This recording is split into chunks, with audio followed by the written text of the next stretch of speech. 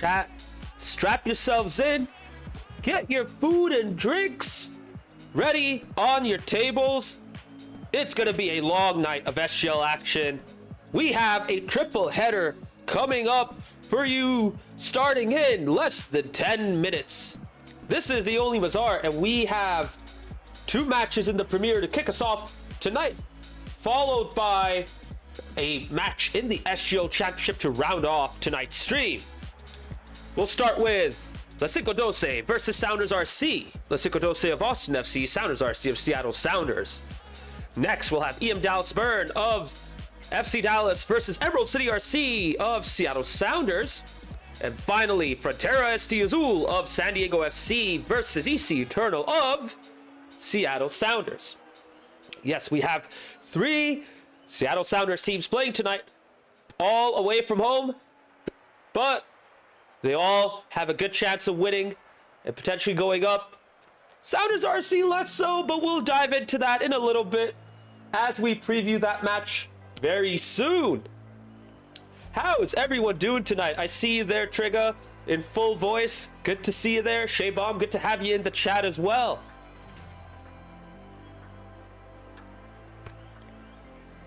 Both Trigger and Shay coming in to support their teams in the opposite league. Trigger of Los Verdes and Shay Bomb of Frontera Chrome, who should have their match scheduled by Cauldron, hopefully sooner than later.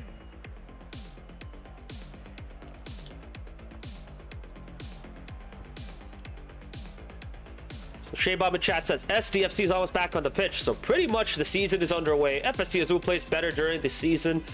Let's freaking go, SDFC. Oh yeah, the preseasons have started, haven't they? So all the teams are back on the pitch and they're playing. For Toronto FC, unfortunately, all I got was the result and 4 pictures from social media, so not too much. But at least I got to learn that our team beat Korean team Incheon United 4-1, so that's something. Just waiting on KC confirmation. We're close, though. That's good. That's very good. Hopefully, you guys can get that set up and established sooner than later. You know, it's funny. We're so close to the start of the MLS season now. We're almost in February, and then in less than 4 weeks, we'll be kicking off with the first set of matches for Major League Soccer. USL should be getting started in and around March, so even that's not too far away. Preseason has started. We play Pumas this Tuesday at home. Or we played Pumas this Tuesday at home already? There you go. Were you able to attend that match, or was that closed? Was that closed doors?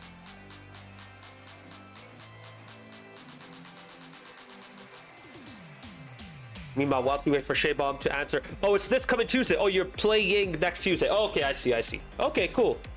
Nah, you good, Shay. You know what? We have 3 matches to cover. Let's start with covering this one. LaCinco12 versus Sounders RC. I think the best way to cover this is to look at the league table and to see where these teams lie. LaCinco12 in 4th place, but recently they've been playing really, really well. Sounders RC at the bottom of the table, but they have been getting better and better as the season has progressed. Who knows? We'll see. Maybe they could get a point or 2 against LaCinco12. Maybe a win, a big upset. Who knows? Meanwhile, EM Dallas Burn versus Emerald City RC, 7th versus 6th. EM Dallas Burn really far away, and even if they sweep Emerald City RC, they will still be 5 points behind. You can see the big gap between 7th and 6th, and that kind of gives you an idea of how these teams have distributed themselves. You kind of have the top 2, Timbers Army and Frontera Chrome, and you have the middle crew, the middle 4 teams, all kind of close to each other, all starting to catch up to the top slowly but surely, and all of them distancing themselves from the bottom 2, which is in the 3rd tier. Emerald City RC have started to really get better and better in recent weeks after a very slow start to the season. They're starting to rack up some more wins, and maybe if they get a victory over EM Dallas Burn, they will usurp the other FC Dallas side, El Matador, into 5th place and go 1 point behind LaCinco12 should LaCinco12 get swept. And that's a very low likely, result. And then in the championship, EC Eternal versus Frontera Azul. Frontera Azul having a slow start but getting better. EC Eternal just going on the up, and now they are above Frontera Azul in 4th. Frontera Azul, though, if they can get a big win here, they have a chance of hopping over EC Eternal. But if EC Eternal gets at least one game, I think they'll be fine. They should be able to keep themselves in 4th place. Right, so that about does it for the previews of all 3 matches tonight. Let's take a deep dive into LaCinco12 versus Sounders RC. You've seen it in the table. You see it right here in the team comparisons. It's David versus Goliath. And no, David is not referring to LaCinco12 here. I mean, you have LaCinco12 that have really gone way stronger after their new recruit came in Kaser. Meanwhile, Sounders RC, they had a chance to get better, but they just couldn't get anyone in. And that is really, really significant for them because they only have 3 players in this whole squad. They have not had a chance to rotate at all. They've not had anyone to come in and freshen things up whenever they needed it. They've just had to contend with Christmas, Noct, and Blyan throughout this whole season, both in the league and the cup. Now, all of these 3 players have done very well defensively. They're good players individually. They just really struggle to work together as a team, and you can see that with the low number of assists and their low shot percentages. They all tend to have a good few individual moments that help them go forward, but whenever they attempt to go with their team plays, they just cannot knit things together, and they fall back into individualism. Now, recently, we're starting to see some better team play from this trio. Blyan, in particular, has been trying all season, just can't get much of his plays off. You know, if you want to have a good functioning team, everyone needs to step up, right? One player can't make a whole team. So, you know, they all try to do their own thing, but recently, we're starting to see them actually work with each other, trying to get some more passes off, trying to figure out where they should go so that they could be set up for a particular play by their teammate. Like, the understanding's coming back now, and they look slicker than they've ever been. All they need to do is knit it all together and get their shots on target so that they can finally get some of those goals that they deserve. Meanwhile, LaCinco12, they have brought in Kaser, as I mentioned earlier, and he has been an absolute revelation for them after a slow start against Frontera Chrome, which resulted in LaCinco12 getting swept. Kaser and Co have really got things going, and they really showed it last week in the cup against Timber's Army, winning in 7 games, an emphatic Game 7 win on top of that, and are now in the lower final against El Matador. Here in the league, they're looking to keep that momentum going to see if they can rise up the table, potentially challenge Timber's Army for the title, though as Devitt and Rydog previewed in their recent SGL podcast episode, it's going to take a lot to go Timber's Army's way for them to even stand a chance at getting into title contention. When you look at these players, Kaser has been a standout, but the whole team works together so well. Palace, Rudsau, Devon have been the cornerstone of the side, but with Kaser coming in, Rudsau, Palace, and Devon have all gone to the next level. No one really tries to do their own thing or take over. They all bring their individualism out, but they also work together very well as a team. Yeah, Trigger, right? Devon has really been stepping things up. He even talked about how he's been getting better in his ranked games. He has entered GC in 2s recently, just not able to keep himself up there, fell back down, but he is getting better and better as this season is progressing. Right, that about does it for the previews. We are waiting for both teams to come in and get ready, and we will kick off in a bit. Meanwhile, predictions. Chat, you have any predictions going for tonight's match between LaCinco12 and Sounders RC? I think LaCinco12, as good as they've been, I think they might be a bit too much for Sounders RC as much as they've been getting better. I can see Sounders RC getting a game, but I think it's going to be a LaCinco12 victory, 3-1 to LaCinco12.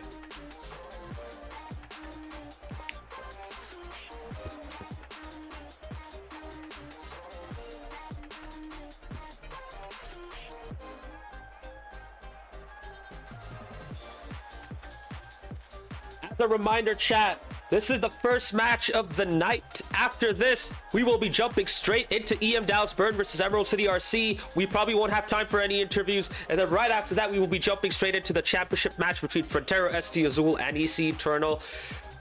Fast-paced action, no time to wait, no time for an intermission. We are going to be jumping straight in. So stick around with us for this long night of SGL action.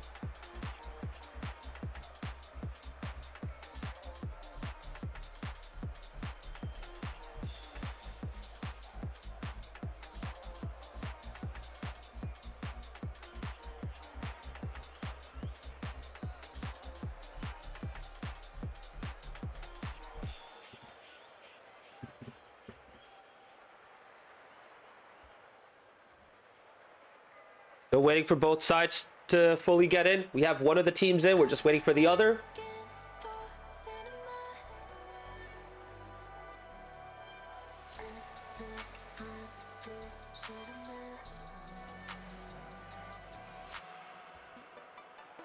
It's hard for me to tell you why. It isn't that this is my right.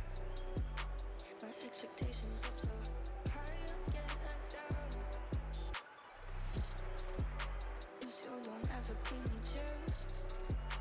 This isn't me head over heels. And I said I could feel the fire now. Every time I dream of you, I see. So whilst we're still waiting, I do want to talk about the title race a bit more. If you guys missed the podcast, here's what the league table looks like right now. So Timbers Army have a bit of a healthy lead compared to Frontera Chrome. Only 3 points ahead, which means even if they lose with one game won, they can still be just fine because the winner only gets 4 points. So Timbers Army do have a bit of room for a loss, maybe. Not a sweep, but a loss.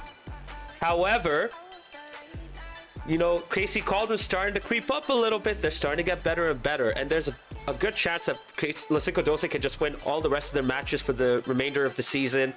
If they do, though, they will be ending with 43 points max. Yes, we have 4 matches remaining, including this. So if they win tonight and they win the next 3, they'll only have 43 points, which means if Timbers Army win 2 matches, then LaCinco12 will be out of title contention. That's why I mentioned earlier that LaCinco12 needs to have everything go their way for them to even be in the title race. Cyberburn, good to see you, my man.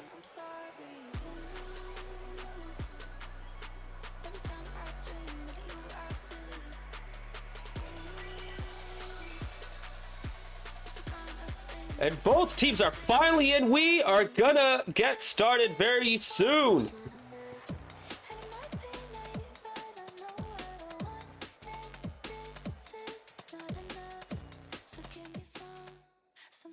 Oh, this is gonna be a good one, folks.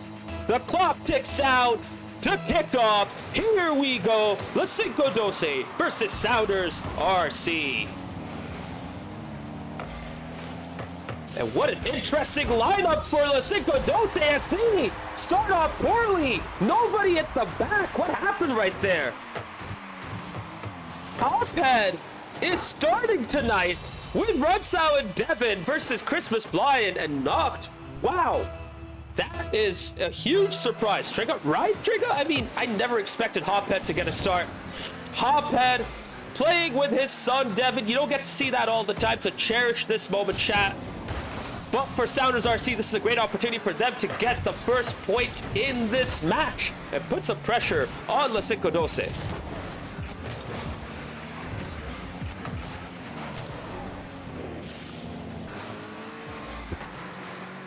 Oh, Christmas is having his time out there. Just couldn't get the final touch. No one else from Sounders RC willing to take a chance, rightfully so.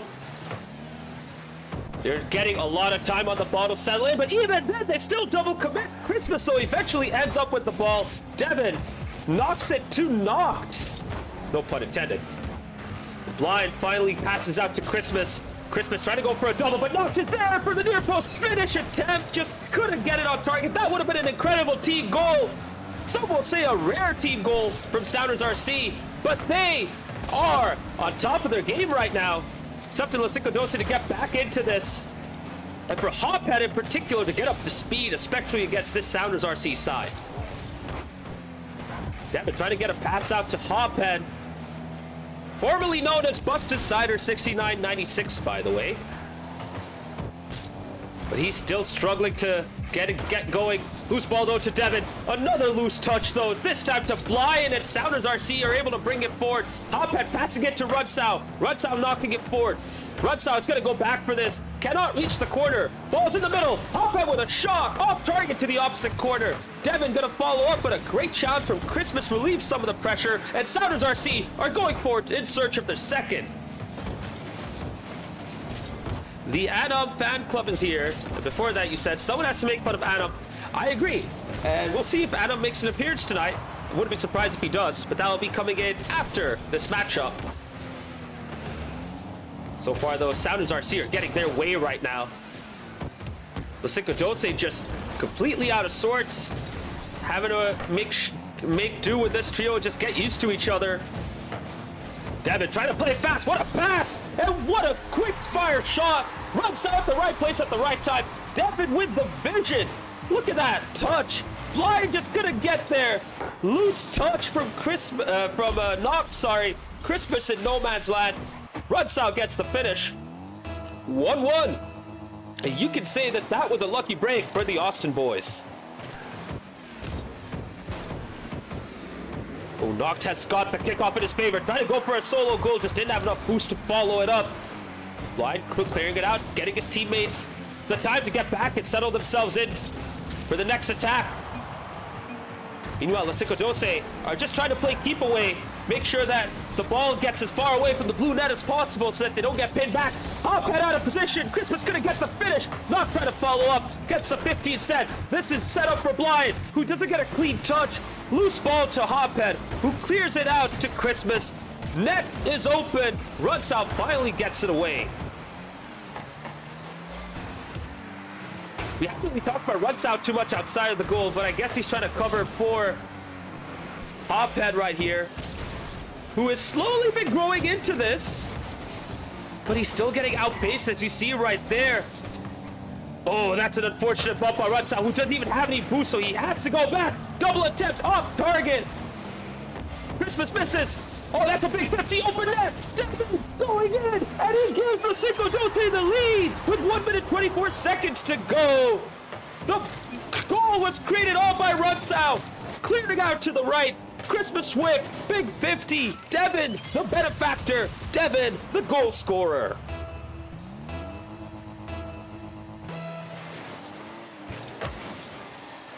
Honestly, this would be a big result for LaCinco12 if they could get the win right here, but they still have to do a lot to defend, and they barely get away with it. Another off-target shot. A soft effort, but Noct is able to get back. Runsau not able to settle in. And Sounders RC are back in it, just like that, 10 seconds after kickoff.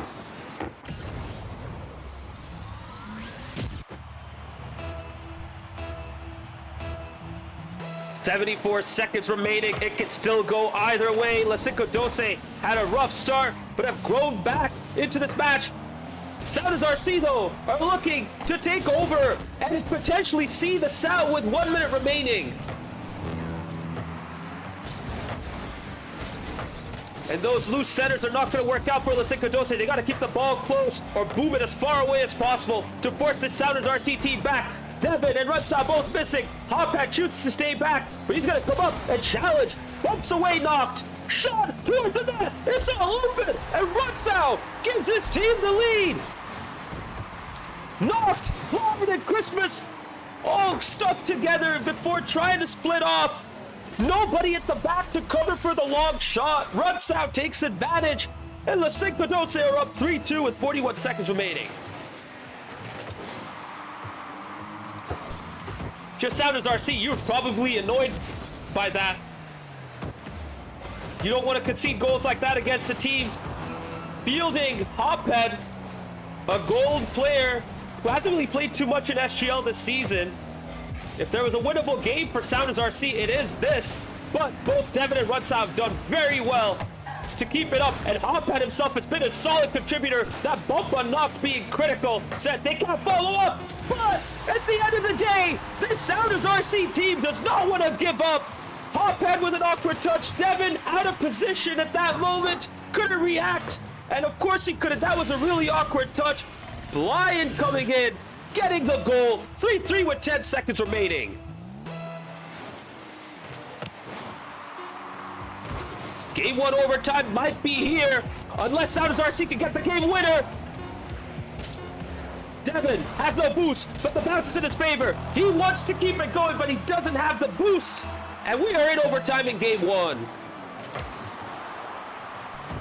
Another kickoff goes in Sounders RC's favor. Knock trying to look for a flip reset. Gets it, but not really clean contact. Runs out, trying to pinch it into the middle. Soft touch, Devin off the backboard. Hophead for the game winner. What a save from Knock at the right place at the right time.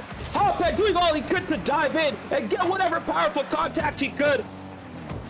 And now LaCinco12 look to establish himself, but Hophead is caught off. Devin needs to get back. Devin can't save that. And Knocked gets the game winner. As difficult as it may have been for Sounders RC, they have found a way to get the victory. Knocked with the clutch finish. Open net doesn't matter. It's overtime. It is a pressure point. And Knocked makes it count. Sounders RC take the initiative. They're up 1-0.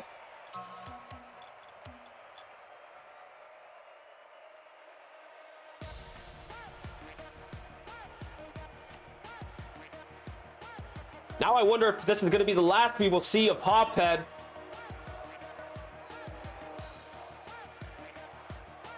Because LaCinco12 don't want to set themselves up to get swept right here. But we shall see if they want to make a sub or not.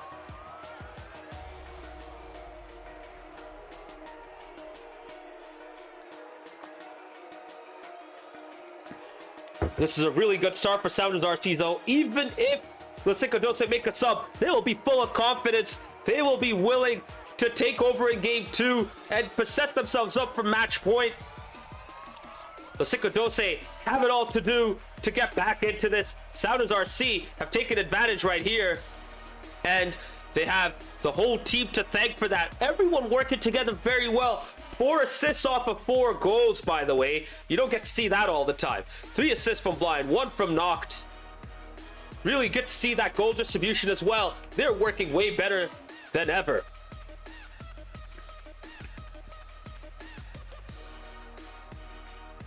And we are going to kick off. Apologies for that. Here we go. Game 2. Palace comes in for Hophead. It's a stronger lineup for sure. The OG LaCinco12 is here. But will Sounders RC keep it going? They might, Blind comes in off of a Christmas pass. And Sounders RC take the initiative after 12 seconds. What a start for the Seattle Sounders boys.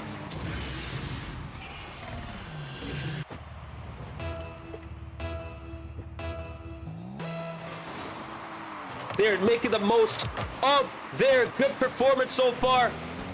Keeping that pressure up on LaCinco12. Putting the onus on them to create the chances and get the goals whilst they punish the opposition, whilst they get punished by Sounders RC. Now a nice shot coming in. Oh my goodness, I never expected that to go in. Rutsau somehow found the spot at the far post. Off of the side wall. Off of the side of Hispanic. The ball curls all the way to the outside. Somehow it goes in. Rutsau, the top tier finish, and it's 1-1.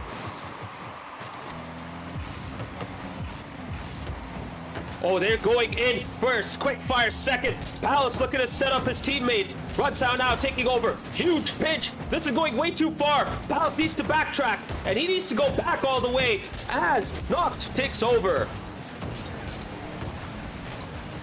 Oh, what a cleared though by Rutsau. Christmas trying to set up for a psycho. Couldn't get there.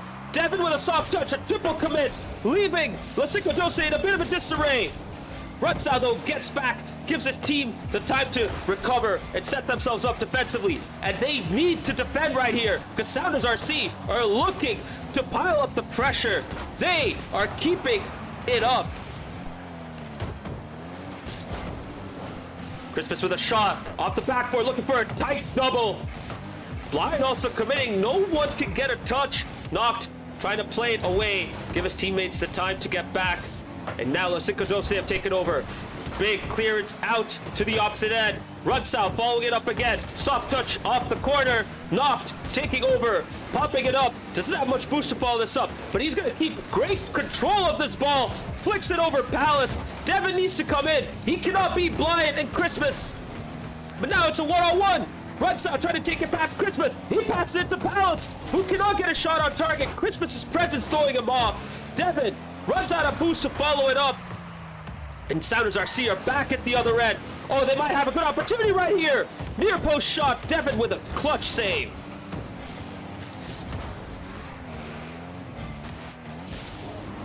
So far, we are seeing way better teamwork. When the ball gets loose, someone else from Sounders RC is there to follow it up.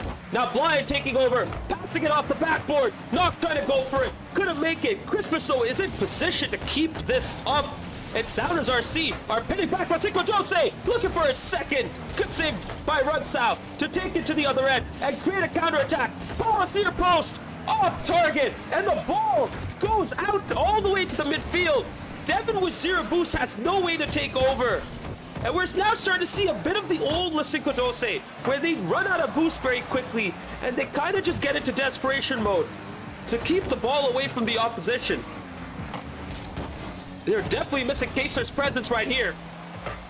However, even without Kaser, this team has had big results. But right now, they need to get it together. They need to get themselves back in rhythm. Defensively, they've not been too bad, but they're still dealing with really good Sounders RC attacks. A shot off target to no avail for Sounders RC, but they have a second chance right here. Pass towards the middle. Palace clearing it out. Christmas to the side. Rutsau takes over, who gets demoed for his trouble. And now Christmas brings it out. Nice pitch. Ball to the middle. Long shot attempt off target. Rutsau trying to play it forward, but again, Sounders RC just keep a pin back. Finally, a counterattack opportunity. Rutsau, though, needs to finish this off on his own. Blind is there. And once again, Sounders RC are doing a great job, but not for much longer. Finally, the opening is there for LaCinco12. Palace off hits Fennec into the middle. Devin with a powerful 61 mile per hour, 98 kilometer per hour shot on Allen'sBankersOnly.com radar gun. And LaCinco12 take the lead.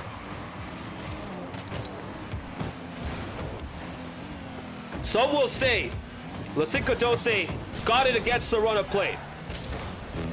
And you might be right, because Sounders RC have been spectacular right here in this game too. But at the end of the day, LaCinco12 made their chance count. And that's why they are up where they are in 4th place. Sounders RC, though, still have time. They have shown that they can create a bunch of good chances. They just need to find the ability to finish it off. But they're kind of losing their shape. And Rutsau takes advantage of the chaos at the back. Blyant and Knock going for the same ball. Blyant having to bail out, but he gets an unfortunate side flip. No control in that situation. Bailing out. Knocked left all on his own. Devin gets the finish. 3-1 with 38 seconds to go. LaCinco12 are looking really good to win in this game too. Just all too often when the team is in that position, Sounders RC choose to play it off the backboard, expecting LaCinco12 to dive for the ball. But LaCinco12 are a bit more patient. They wait for the opportunity to strike instead of just diving for the ball. Decent pass attempt right there, but it's too close to the back line. Christmas trying to slow it down, but that doesn't work out. Off the backboard, Devin bailing out. Rutsau off the corner. A lot of time being wasted, even if LaCinco12 cannot get a goal. And it's all over. LaCinco12 win in game 2. They're back. It is 1 apiece.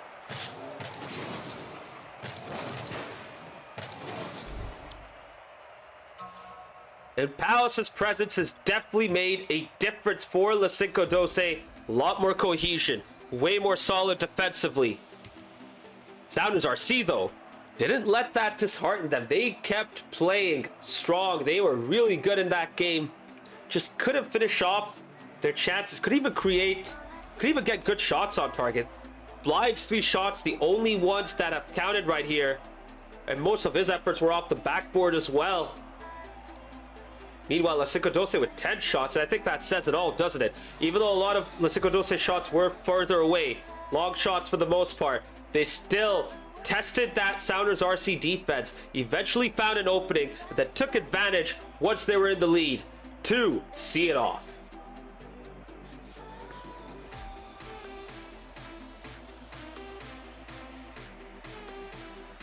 No sweep for either side, but this can still go either way as we go into game number 3.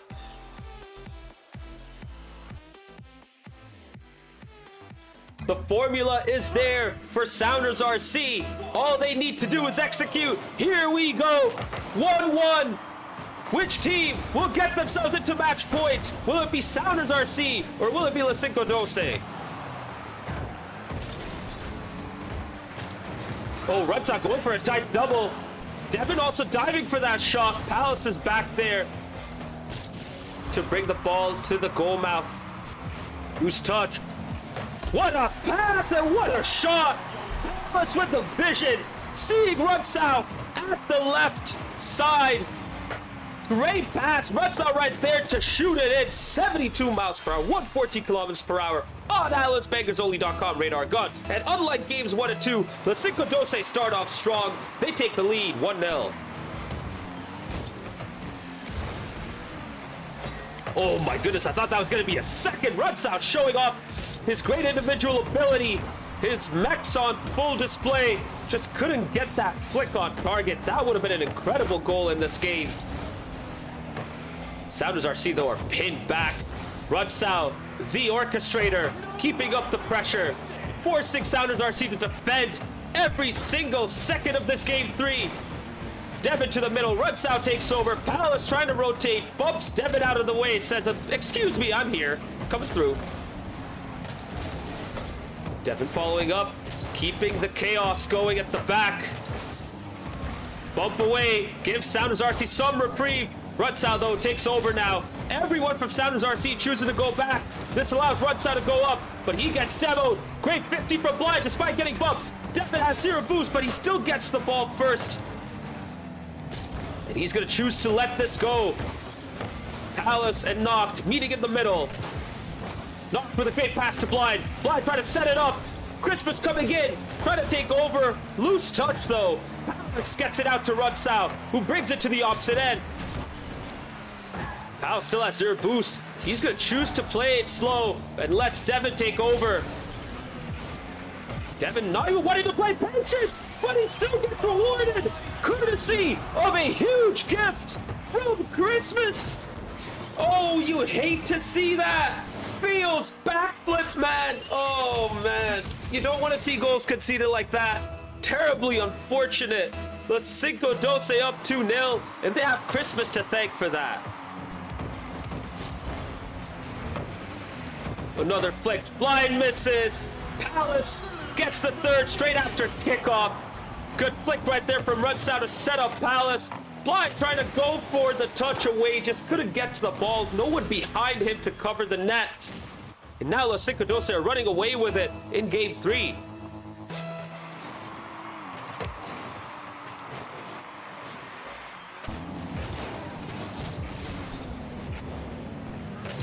Ooh, a bit of an awkward moment in the midfield. Can Sounders RC take advantage of this? Double attempt right there. No matter. Christmas and Blind are both there to make it up. Christmas gets the final touch.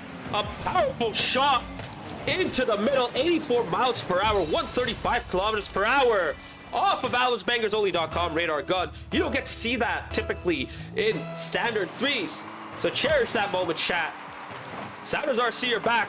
3-1, and they still have a lot of time to go.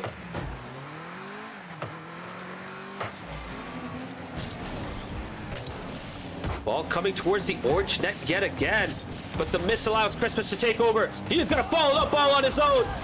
Palace getting it off of the lip, getting it high up. and finally clearing it away. But Christmas takes over yet again. The net was open. Runs out back there. 50 towards the middle. Shot off of the crossbar. Not trying to follow up. Great save by Runsell. Great recovery. And LaCinco12 survive to live to tell the tale. They have to defend yet again. Christmas is right there, trying to bait Runsell out, but Runsell gets a great 50, trying to go for a pinch off of Devin. Neither player really gets a solid contact. Palace lets it go, trying to get more boosts and bumps. Runsell off the backboard. Surely Devin's gonna be there. He does. He meets Knocked in the middle.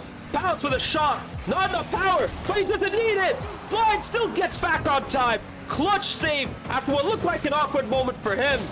Sounders RC are still in this. They still have time, and they might be able to get back if they make this attack count. But another double commit sees that attack end, and LaCinco12 are hunting their fourth in this game 3.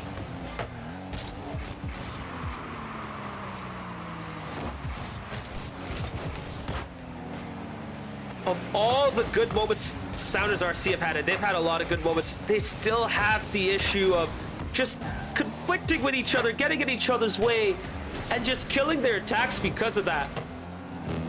Defensively, none of them are really able to get to the ball, and if one player misses at the back, the other is not necessarily back there. Christmas, though, able to see that coming after a mistake from Knocked. Runsell following it up. Palace is there, and the dagger has been struck on Sounders RC's back. 4-1 with 46 seconds remaining. Game 3 is probably theirs for the taking unless Sounders RC could strike a miraculous comeback.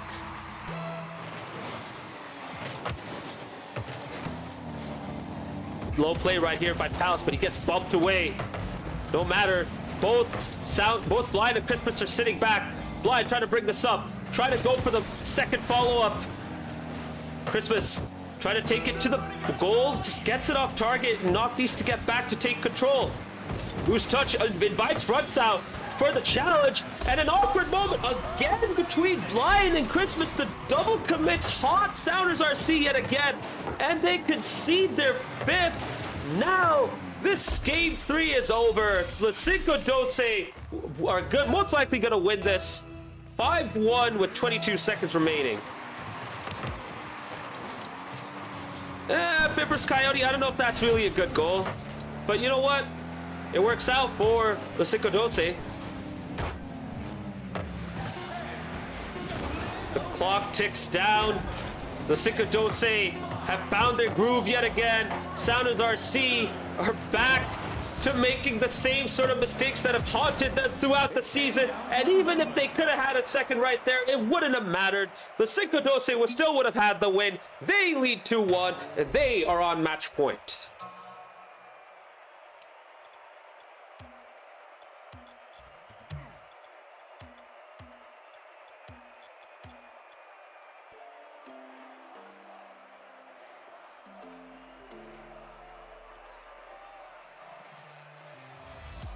Devin, good to see you in chat. How you feeling, man? You been busy?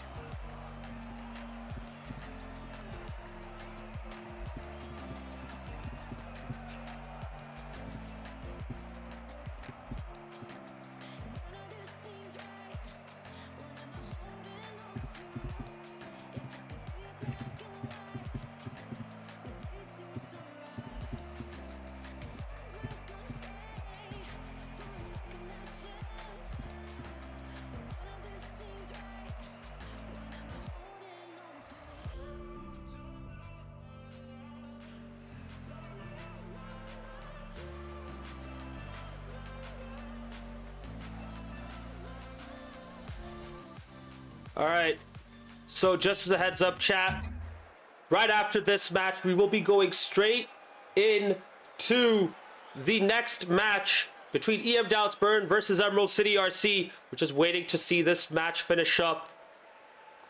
Going into game 4, waiting for both teams to arrive and get ready.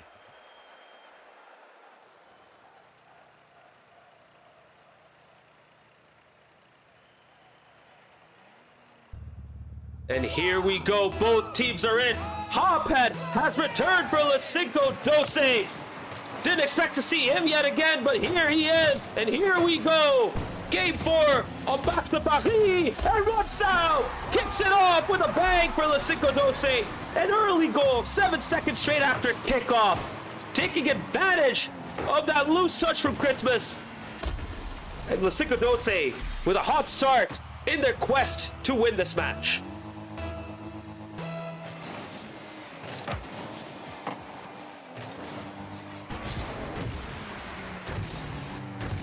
Blind, popping it up, taking it forward.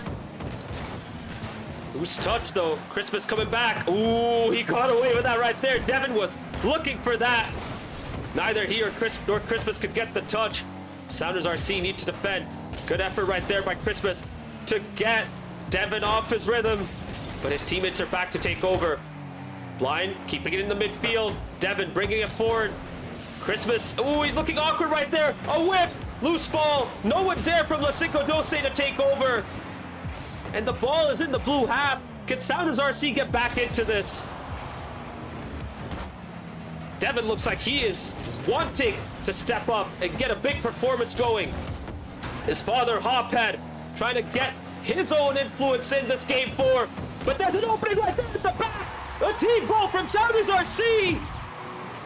Big boom from Blind off the midfield to the backboard. Christmas going for the bump on Rutsau, throws him off, and knocked with the finish. Great team goal there by Sounders RC, and they're back in it. It's one apiece.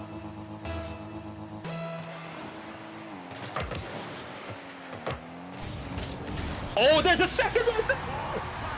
Great out of kickoff. Sounders RC punishing LaCinco12.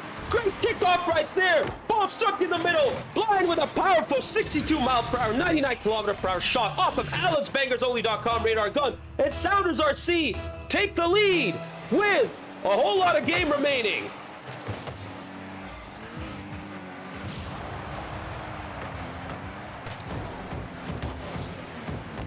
Knocked off the corner, nice double. Trying to follow it up yet again. His teammates choosing to stay back. Wise decision right there as well. But now they need to defend. Blind there to make the save. And now LaCinco12 trying to get themselves back into this, but they're really struggling to keep up the pressure. Although they're very good at making those chances out for transition. Good save at the end off a Rutsau shot. LaCinco12 are hunting for the equalizer right here, but Sounders RC are up for it, and they are looking very confident. Hophead off out of position, has to get back. Blind trying to go for a shot, plays it off to the opposite corner. Christmas not able to make it, but Noct is there to follow up. Noct is going to look to keep it going on his own, but now he needs to go back because Sounders RC.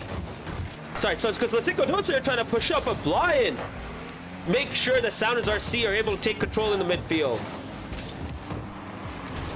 Noct with a nice solo dribble towards the middle.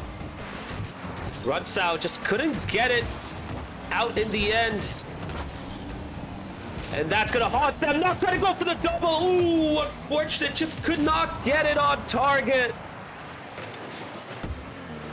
That could have been a big goal for Sounders RC as it looked to go into game 5. LaCinco12 still in this. Rutsau sitting back, gets beaten. Great shouts there by Devin to prevent Christmas from getting an easy look. And now Rutsau going for a shot of his own. Christmas taking over, taking it to the opposite end. Hophead chooses to go and challenge, gets a big 50 on Christmas. Devin and Hophead trying to go for the same ball. Devin bumps his father out of the way, and that attack ends right there. Nice flick right there. Rutsau off the backboard. Blind gets a good touch away, but Devin takes over yet again. Sounders RC need to hold on tight. Good Rutsau. It's going to be there to score. And when he gets an opportunity like that, he will make sure to finish it off. Great adventurous play right there by Rutsau, diving straight for the ball in front of the net. Equalizer at the perfect time. 2-2 with 1 minute 43 seconds remaining. Trigger in chat saying he was not doing that when I played with him. Really? That's what I like to hear and read. I'm glad that, Hophead's getting to improve his game, and we're starting to see it here as well. The way he's engaging the opposition, the way he's challenging, he's getting better for sure. And that's what we want to see. We want to see these kinds of improvements. Good pass right there from Hoppet to Devin. Open net. Surely someone's going to finish this off. Rutsow does. Great effort from Sounders RC to get back, though. They just couldn't get back. Knocked way too high up. Had way too much to do. Despite that, still gets a touch, but he puts it in the back of the net. And from 2-1 down, LaCinco12 have come back, and they're up 3-2.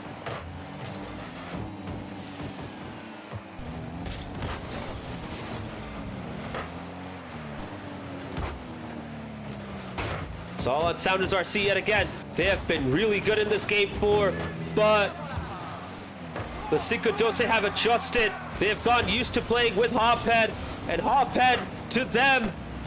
But they still have moments like this where the goal is open. Knox couldn't get it done. How did he not score that? I thought he was gonna get that in. Unlucky. And LaCinco12 get away with it right there. They still need to defend, though, because Sounders RC are coming back fast. This game's not over yet. 30 seconds remaining. 1 goal margin between the two sides. LaCinco12 on match point. If they win this, it's all over. If Sounders RC win, we are going to go to Champions Field. Mike Christmas, send them there.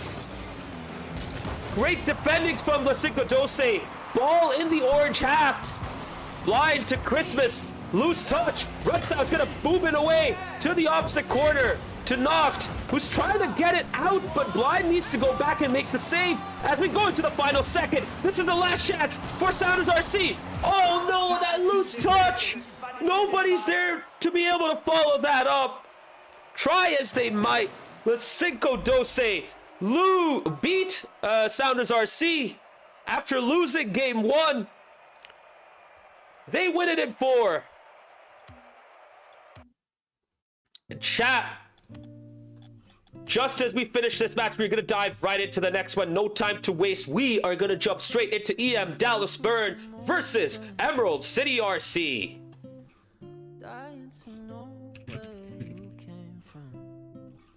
GG's to both LaCinco12 and Sounders RC. Sounders RC getting a point. They could have had 2, but LaCinco12 stepped it up big and really made their chances count. Sounders RC had those moments as well, but just couldn't get their key shots on target.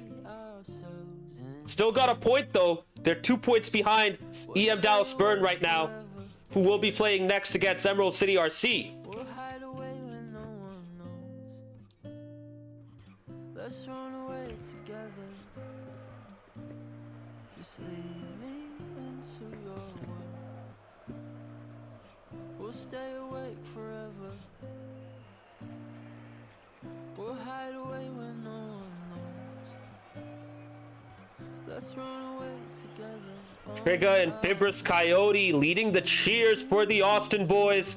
A big win for them as they keep up the title chase.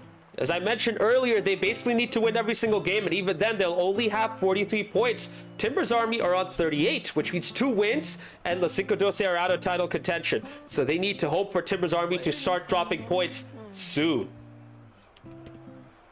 We're heading straight up for the sun. Don't ever notice. We'll take these cities on our. And as you see in the scoreboard right here, Hopphead had only 12 points in this game compared to 88 in game 1, 11 touches. With that said, he didn't need to get too many touches to make an impact, but it was all Rutsow and Devin in this game, both of them really stepping it up and making all of their attacks count. Blind had a very good game, as did Noct and Christmas, but at the end of the day, it's all about finishing off your chances, and they just weren't able to do so in the end.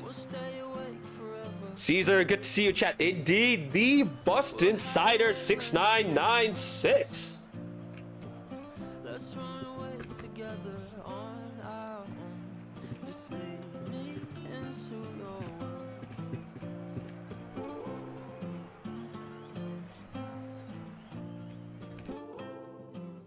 And both teams are now coming in for the next match. EM Dallas Burn versus ECRC. I apologize for not updating the scoreboard, but we have it updated now. Here we go. EM Dallas Burn versus Emerald City RC kicks off now.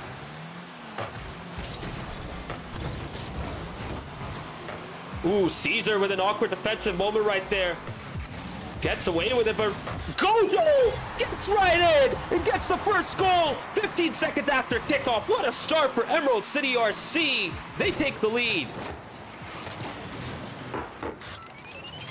We didn't even get a chance to go over the lineups, but now that we got this goal, I guess we can finally do that. Spanky, Utopia, and Gojo, who is R7, RXCH in ECRC, playing against Caesar, Wicca, and Anomaly of EM Dallas Burn.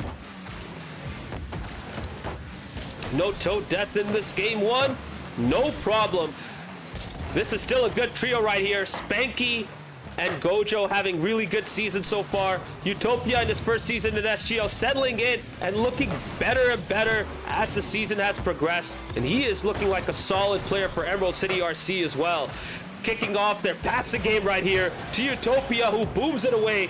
Wicca trying to touch it into the corner, trying to get a 50, gets it out to the side wall. Gojo takes over, trying to center it. He does. Anomaly is there to clear it out. Spanky with a nice fast aerial to get to that instantly. But now the ball is loose in the middle.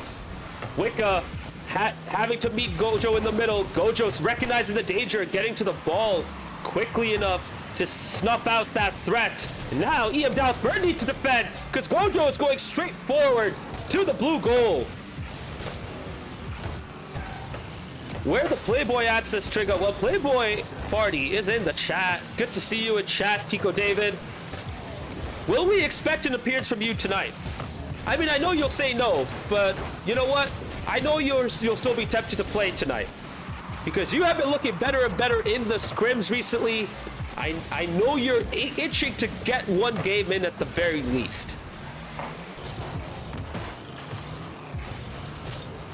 Anomaly passing it out to Caesar, who goes for an early shot. Spanky pops it up to Wicca off the backboard. Anomaly trying to get it on target, trying to put some power in it too, along with the placement, but gets it off target. Now Spanky taking it to the opposite wall.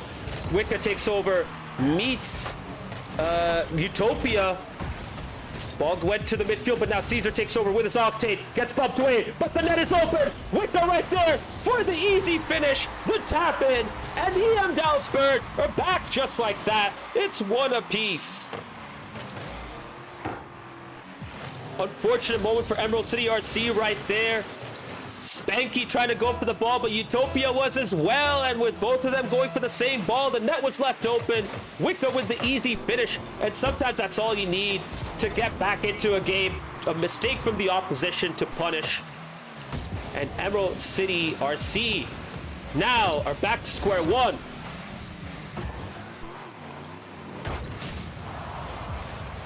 Caesar, nice 50 right there. He can follow it up. He does. Does he have enough boost? No, he doesn't. Wicca then takes over. Anomaly trying to go for a shot towards the middle, off of the crossbar. Good effort, but he just couldn't get it on target. And now Emerald City's RC's turn to counterattack.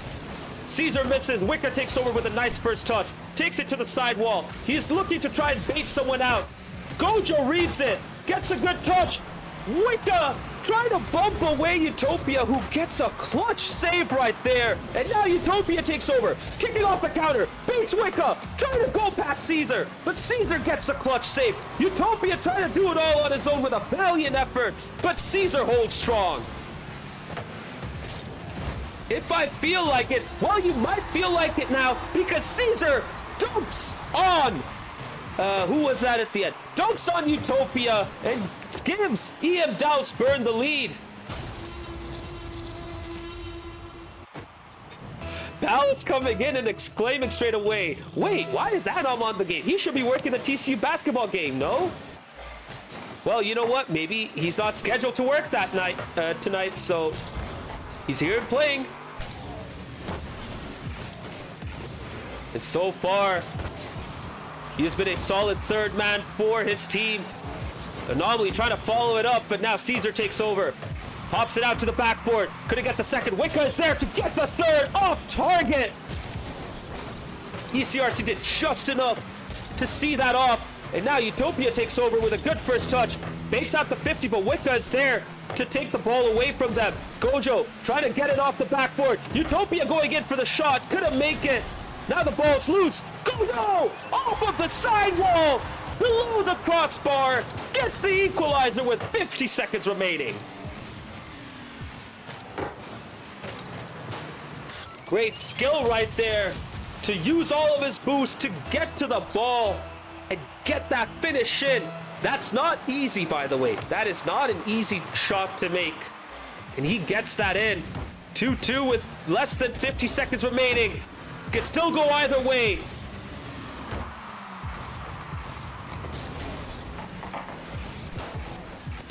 Oh, Caesar's coming in.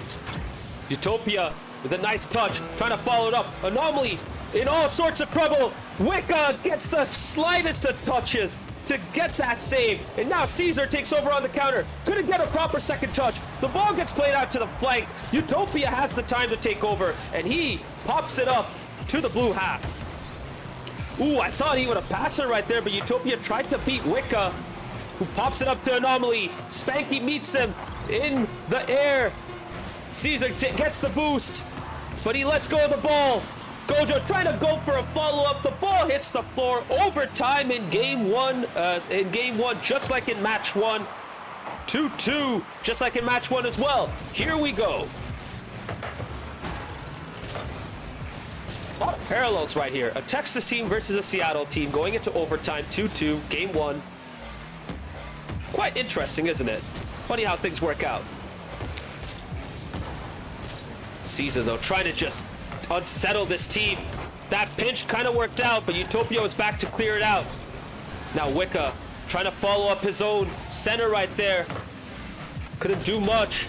Caesar, Wicca doing a lot to keep the pressure going. Wicca with a shot off target. Anomaly choosing to go for it, but bails out at the end. Trying to get back into position as Spanky tries to take over. Nice 50 by Gojo. The ball's loose in the middle. Utopia just doesn't have the boost to get that touch. And now Caesar clears it away with zero boost. Gojo has enough to follow it up. He plays it out to Utopia. Utopia off of the backboard. Nobody's there to follow it up. Gojo and Spanky choosing to stay back. Caesar trying to get that first touch. Beats Spanky with a second. Utopia gets it out to the midfield. Anomaly towards the net. Gojo to the left flank where Spanky is. Now Spanky trying to see if he can get it going on his own. Wicca does well to get up there, meet him in the air, and get that out to Caesar. Anomaly taking over. Caesar goes back. He tries to go for the bump, the touch off the backboard. Couldn't get the second on target though. And now, back again for EM Dallas Burn, but stopped by Utopia. Spanky brings it out to the other end. And so far, it's a lot of safe attacks from both teams. Just trying to find a way to force a mistake from the opposition. Although we're starting to put some enterprising play. Gojo could have had the game winner, but Utopia was in the way unintentionally. And his team is incredibly unlucky. Utopia saves Gojo's shot. Oh, you hate to see that, chat. That should have been the game winner for Emerald City RC. They had it too. And now Emerald City RC need to defend. EM Dallas Burn going the other way. But it's all loose touches as EM Dallas Burn look boost-starved. Gojo going up, trying to get a shot on target. Wicca gets it out. Can they follow this up? Caesar with zero boost. Wicca finally gets 100, but the loose touch is in Utopia's favor. Going towards the net. Caesar knew where that was going. Had to get the touch. Does just enough to see that off. And here we go. This overtime is still continuing. Ooh, a bit of an awkward moment there for Wicca. Just couldn't get the touch. Invites ECRC forward. But every single time EM Dallas Burn get back, they defend very, very well. And likewise for Emerald City RC, both teams have done very well to keep it at 2-2 this whole time. We have gone past the 3-minute mark in this overtime. This is looking really cagey right now. Neither team wanting to lose. Both teams trying to create something out of nothing or force a mistake out of the opposition. But both teams are doing a great job defensively. Pico David looking nervous in the chat as Gojo tries to do it all on his own yet again. Once again, trying to go from the wide areas, trying to create something out of nothing. ECRC, though, have looked like the better passing team so far. And they look likelier to get the game winner. Unless Anomaly can get something going right here. Spanky gets to the ball before he does. Gets it out of the way. But Wicca keeps it going. Doesn't have the chance to get the second touch. Caesar bails out. Anomaly takes over. Anomaly's going to try and follow this up towards the middle. Nobody's there at the right side. And Utopia takes over, passing it to Gojo towards the middle. Oh my goodness. Anomaly with a clutch save. But it's not over yet. Utopia chooses to get it off the backboard. I thought he was going to go for the finish. And this game is still going.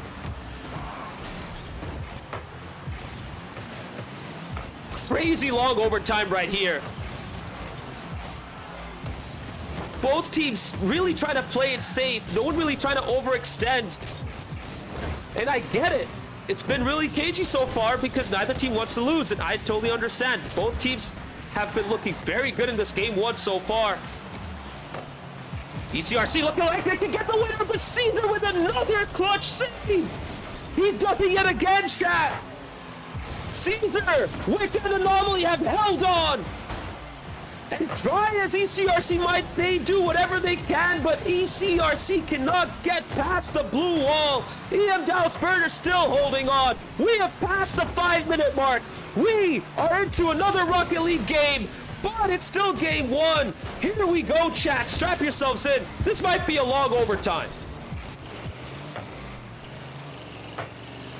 At some point, I would think that ECRC would get the game winner because they have created the better chances. They've looked like the more enterprising side, but don't rule out this EM Dallas Bird team. They're capable of getting goals out of nothing. Caesar, great dribble out from the ceiling to the ground, to the midfield, trying to get it forward, but Anomaly takes over. Once again, though, whenever EM Dallas Burn go forward, they all run out of boost and then they go back.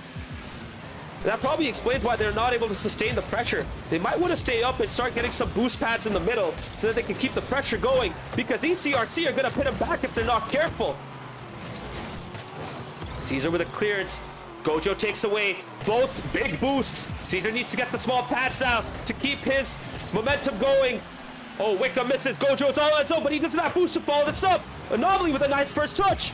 One-on-one against Utopia, who holds strong and gets the save, and is now going to look to get a 50 off of Caesar. Off the backboard, Wicca diving in, but Gojo takes over. Might he get the game winner? Caesar, yet again! His 5th save of this game! Absolute insanity! Now, we know Caesar has the most saves in SGL Premier this season, but he keeps adding up. His offensive efforts work. They held on for 6 minutes and 42 seconds, but Caesar plays the final pass. Gojo looking awkward. Anomaly with the game winner, and EM Dallas Burn win this 3-2.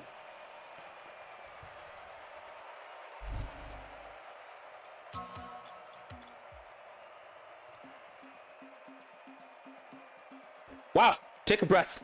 Take a breath, chat. Cyberburn, your boy Anomaly got the game winner right there, by the way. Absolutely massive contribution right there. Wow. Insane game two. Game one, rather. I say game two because we went 6 minutes, 42 seconds into this overtime. You say he did a thing. He got 2 saves, 1 goal. 4 shots, 50 touches. He was a big player in this game. You know, he wasn't just a passenger.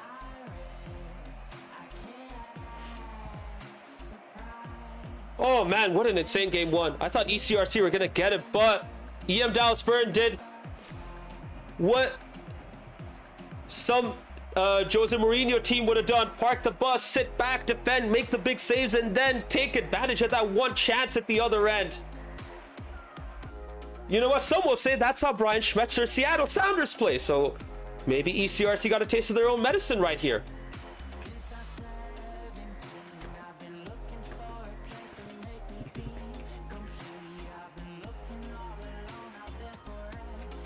Oh, that was a crazy game, Cyberburn. But this is only game 1. Wow. Absolute insanity.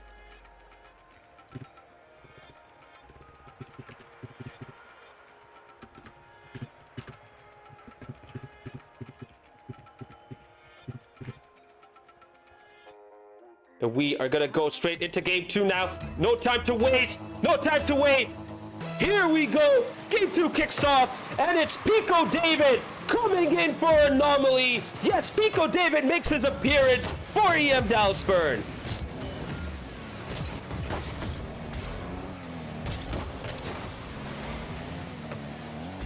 Oh, good pass there by Caesar. Pico David trying to dive in for that. Wicca having to get the touch to slow it down, but Gojo is there to follow up. Caesar at the back, though, settled and ready to go.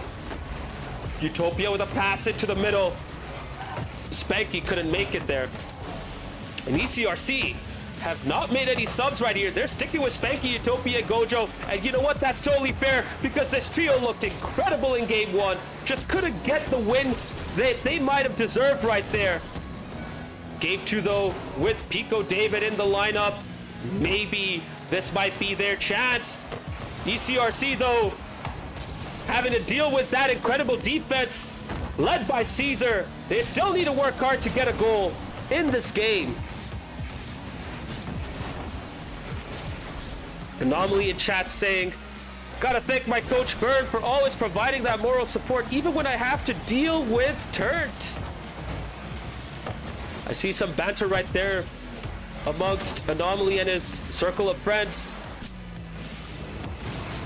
Speaking of Anomaly, he says, rare off week of games this week from Elo. Back in action this weekend for a softball tourney. Well, Palace, there's your answer. That's why he's playing tonight, even though TCU's playing basketball right now.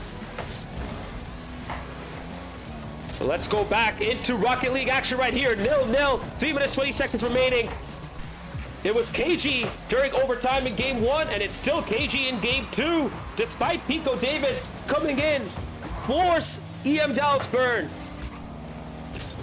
Might ECRC be able to get an opportunity right here? Spanky playing patiently, bringing it all the way up, trying to go for a 50, but Caesar sees it off.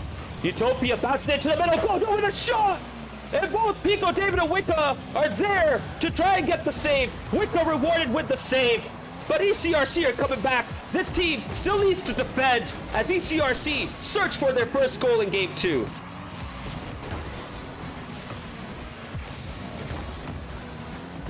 Loose ball in the middle. Pico David doesn't have any boost. Caesar having to defend yet again. Gets yet another save. But he's demoed. And Wicca needed to dive in. And Utopia, Gojo, sorry, could have had the shot.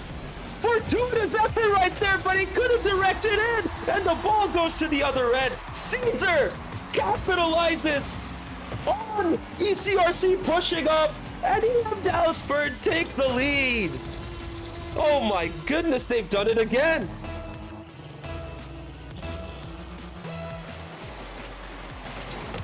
Oh my God, EM Dallasburn parking the bus and getting the goals off the counterattacks. ECRC, though, they deserve a goal of all the good work they've done. And I would not be surprised if they get the equalizer right here. Gojo and Utopia trying to set something up, but ECRC cannot breach that blue wall. Wicca trying to take it towards the net when he could have played a pass to Caesar. Caesar chooses to go back. Pico David sitting back. Both of them trying to go up.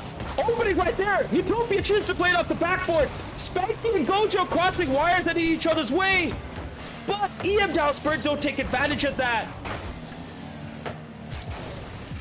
Loose ball yet again. Spanky trying his best to keep it going. Trying to get the boost away from EM Dallasburn so that they have no chance of creating some opportunities right here, but still Pico David gets it to the corner. Gojo, soft touch towards Caesar, who takes the first touch, beats Spanky, and he gets his, and EM Dallasburn's second. What a goal, all made by Caesar. And that booming demo on Spanky was the cherry on top for EM Dallasburn as they double their lead, and they are up 2-0 with 79 seconds remaining.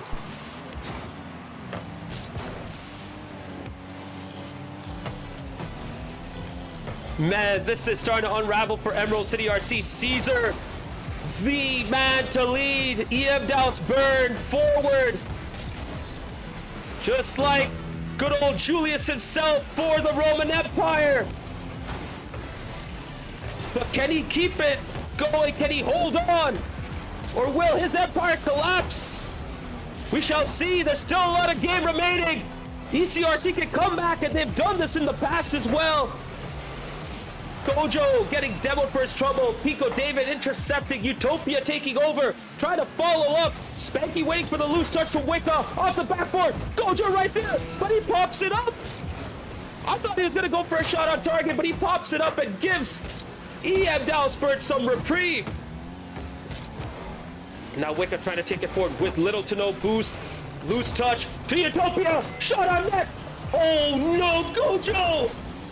Gojo should have put that in, but he bounces it off the crossbar. And with less than 10 seconds remaining, that was the opportunity for ECRC to get back.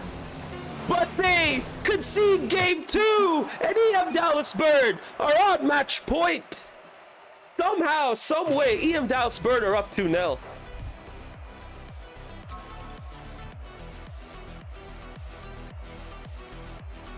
Wow. After a lengthy overtime, I didn't expect this. I didn't expect EM Dallas Bird to be up 2-0. With Pico David in the lineup too, by the way. I know he got 46 points. I know. But don't discredit EM Dallas Bird. They still did very well in this match.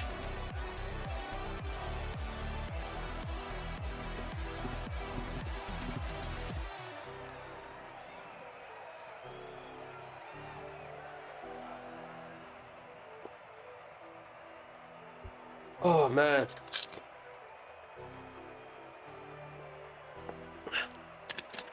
Pal is telling us all that Pico David was him. I mean, this is the first time you're telling everyone in chat this.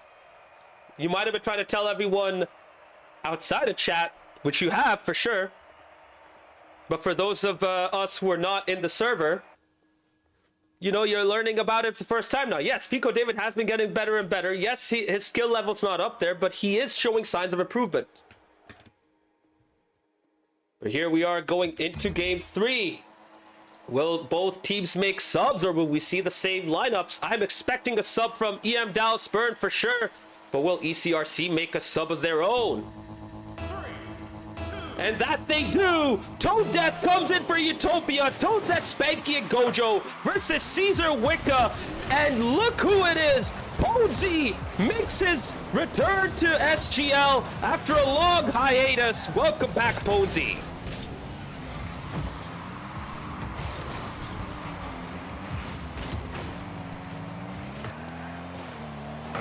And Posey already plays a big part, giving EM Dallas Bird the lead. Bringing the ball out, getting the 50. Passing it to Caesar, who backflips himself towards the ball. Gets it into the middle of the orange net, and EM Dallas Bird take the lead. Early in game 3, they're up 1-0. Gojo in his shiny pearl orange Fennec. Trying to get... Fennec, did I say Fennec? I meant Octane, sorry. Trying to catalyze his team with Toad Death, trying to cause some chaos. Toad Death coming back in, trying to inspire his team to get back into this match. A sweep would be a terrible result for them, given how much EM Dallas Bird have struggled. But this happened in the previous matchup. We saw this matchup go to 5 games the last time they went against each other. And ECRC was able to win in Game 5 in Champions Field. Might it happen again? If it were to happen, ECRC needs to do a reverse sweep. And with the way EM Dallas Bird is playing, that's not going to be an easy task. But never say never. This ECRC team is capable of coming back. But for them to come back, they need to make their chances count. Toad Death with the shot attempt. And look who it is making the save, chat. Caesar, yet again.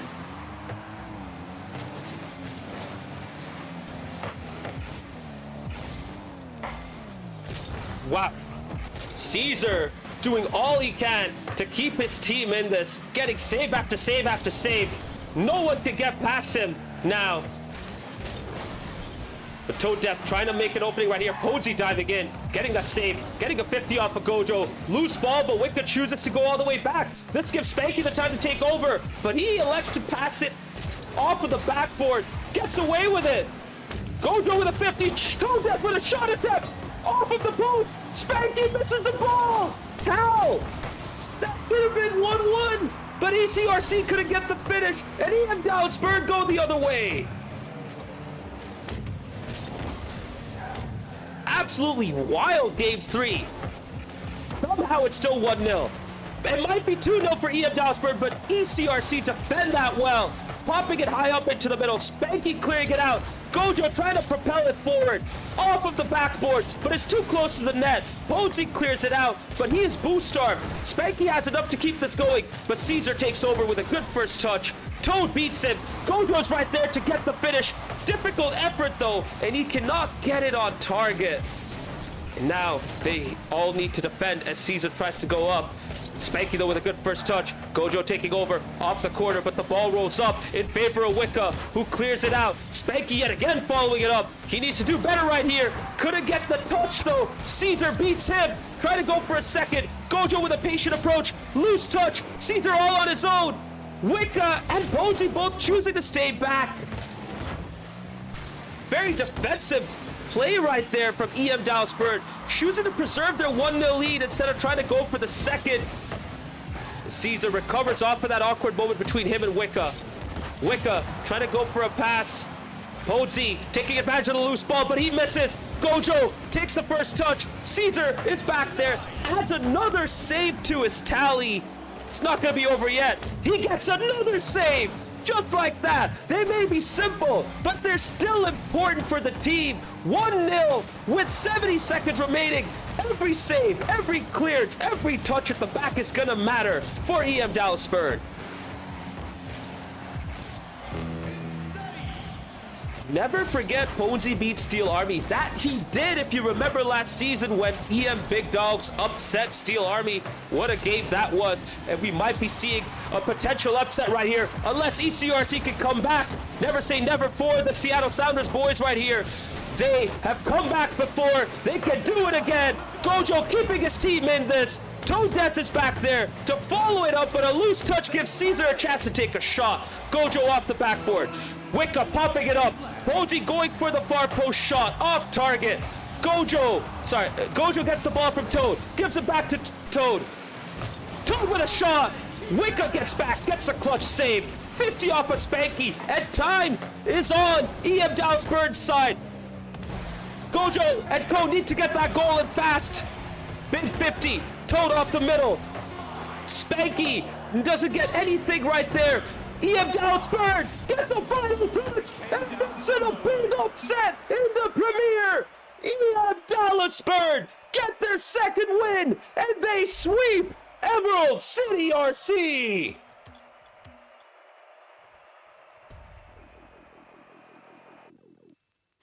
I cannot believe what I have seen right here. Wow. This is absolutely insane. But, chat, if you thought you were gonna get a second to catch your breath, think again. We are gonna jump right into the next game. We are gonna jump into our final match of the night in the SGL Championship League. Frontera SD Azul versus EC Eternal.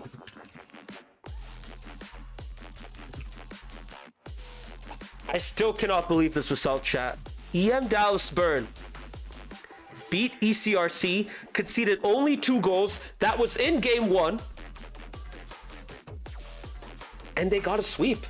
Like, 9 times out of 10, you wouldn't see this result. That's how unbelievable this is. Oh my God. Just this absolute insanity tonight in SGL.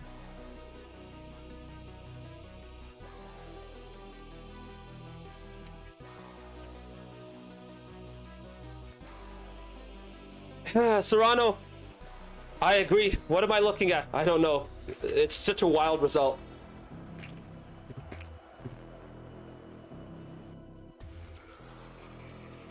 Meanwhile, I'm here trying to set up the lobby for game 3, and I'm still trying to... My head's still stuck in this matchup. Bonesy, welcome back, by the way. What an appearance for you. You came up big in that game 3. And let's not forget about Anomaly and Pico David all putting up solid performances themselves. Caesar might have been the leader, but a leader still needs a strong team to see off the opposition, and that's what he got tonight in his favor.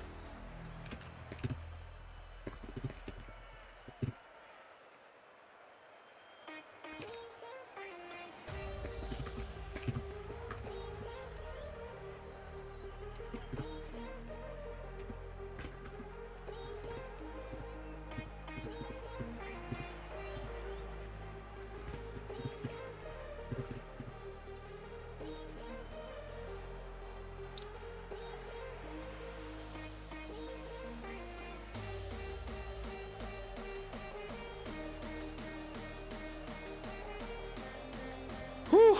Okay, now we get some time to catch our breath as we wait for both Frontera Azul and EC Eternal to join the lobby.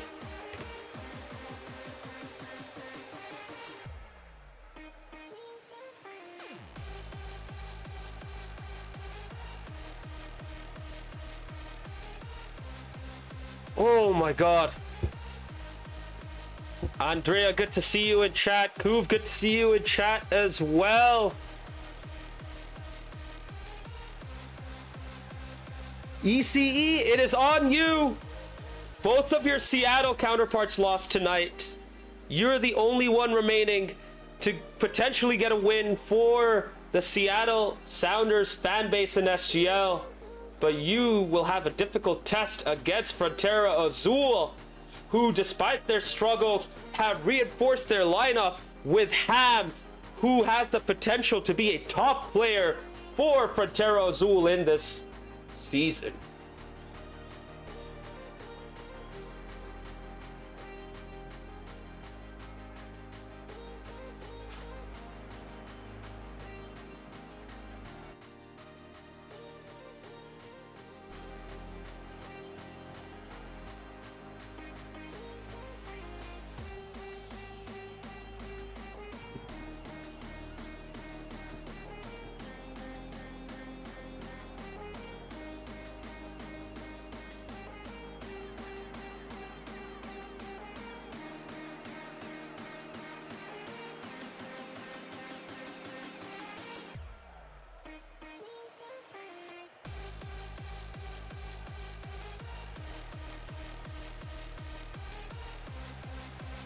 Alice in chat saying, surely Seattle doesn't go 0-3 on the night.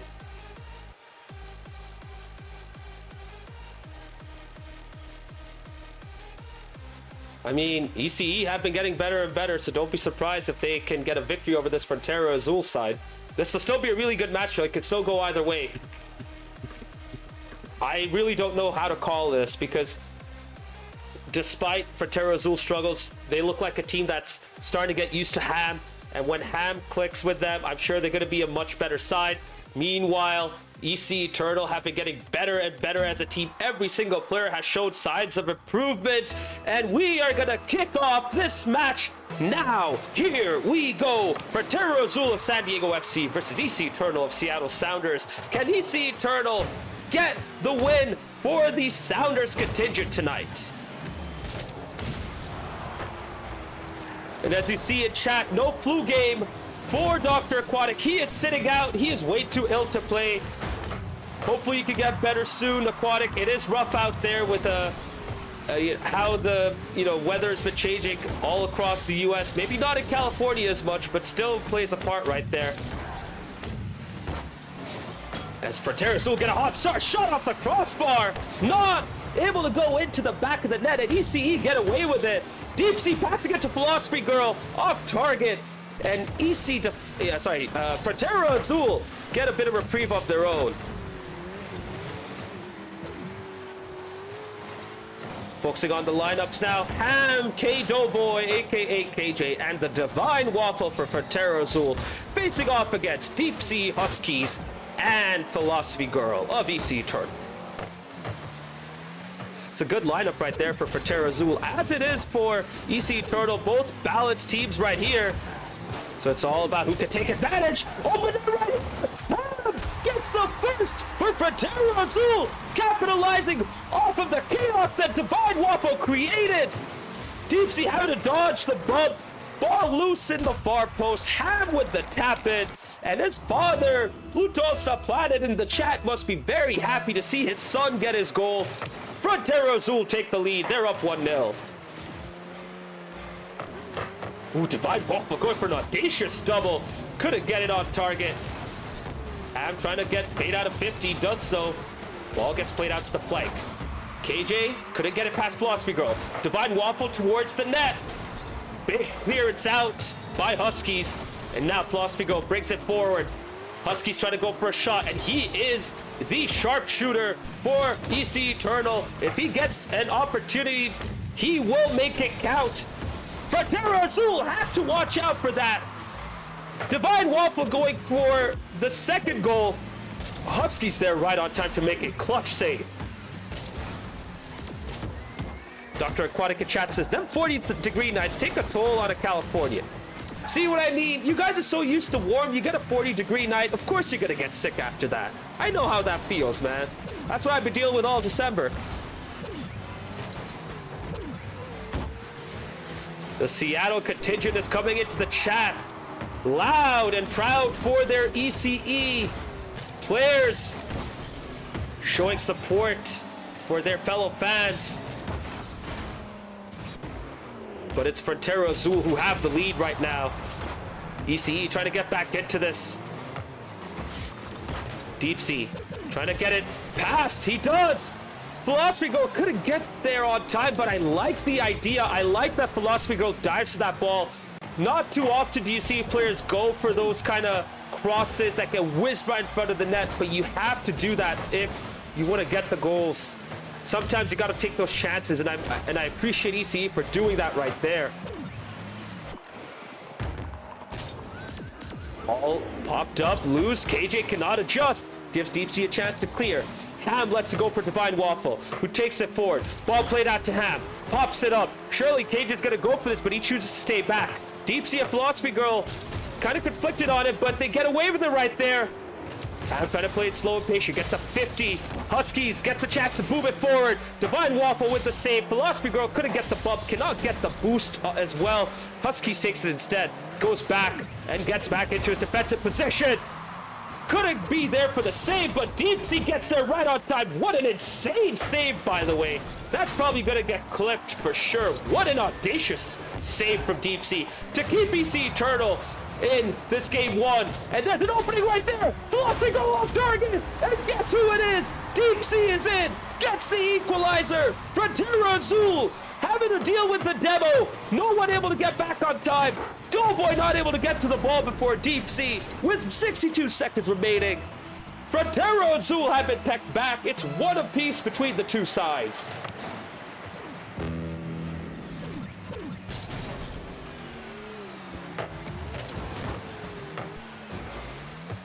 As Dr. Aquatic mentioned in chat earlier, he's not going to be able to play tonight. He is sick, so it is going to be this three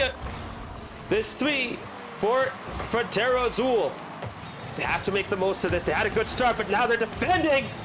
Everyone had to be back there to make that save. They get away with it right there, but EC Eternal are cranking up the pressure. 30 seconds remaining. They look the better side right now. Frontera Azul looking a little disheveled. Just trying to hold on and see off this spell of pressure from the Seattle contingent. Philosophy Girl couldn't get a clean enough touch.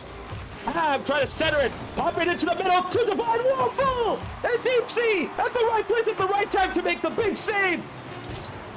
Ham couldn't get to the ball. Huskies choosing to go back. Philosophy Girl plays it out to Deep Sea, who couldn't get the final touch, and we are going into overtime. It's not 2-2, it's 1-1, but just like the first two matches, match 3 goes into overtime in game 1 as well. Oh, Divine Waffle almost made Aquatic's prediction come true. His shot goes off the crossbar. KJ, though, gonna see if he can get this going. Nice soft touch to get the second right there. Challenge off of Philosophy Girl. Divine Waffle trying to follow this up with a double tap, but Huskies gets there first. Center to Deep Sea, who clears it out. And EC Eternal have a chance to search for their own game winner right here, but KJ gets it out to the midfield. Right on, good to see you in chat. Hopefully you've had a good day so far.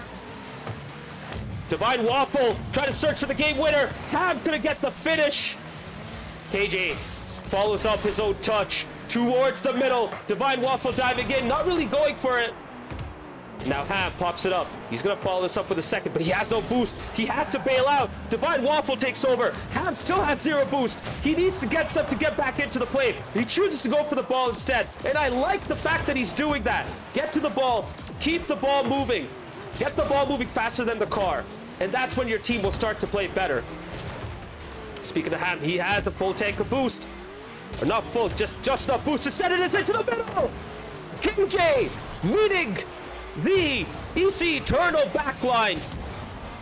And the ball stays out of the orange net for the time being. Ball goes into the blue half in front of the blue goal mouth.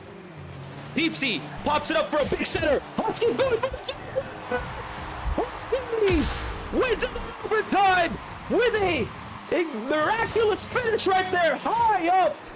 Touches it down. Ham couldn't get up on time. And EC Eternal win game 1. Thanks to Huskies, who gets the big finish yet again.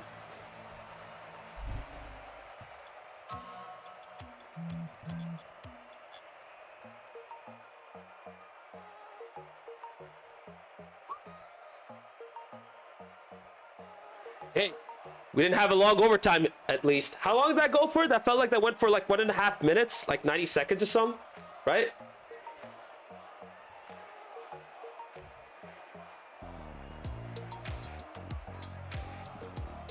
Oh, man.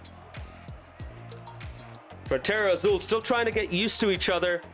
Had some good moments, but at the end of the day, they just weren't moving the ball fast enough. EC Eternal looked the more cohesive side. And once they got that opening, they made it count. Huskies with a clutch finish. His second shot of the match to get the game winner right there.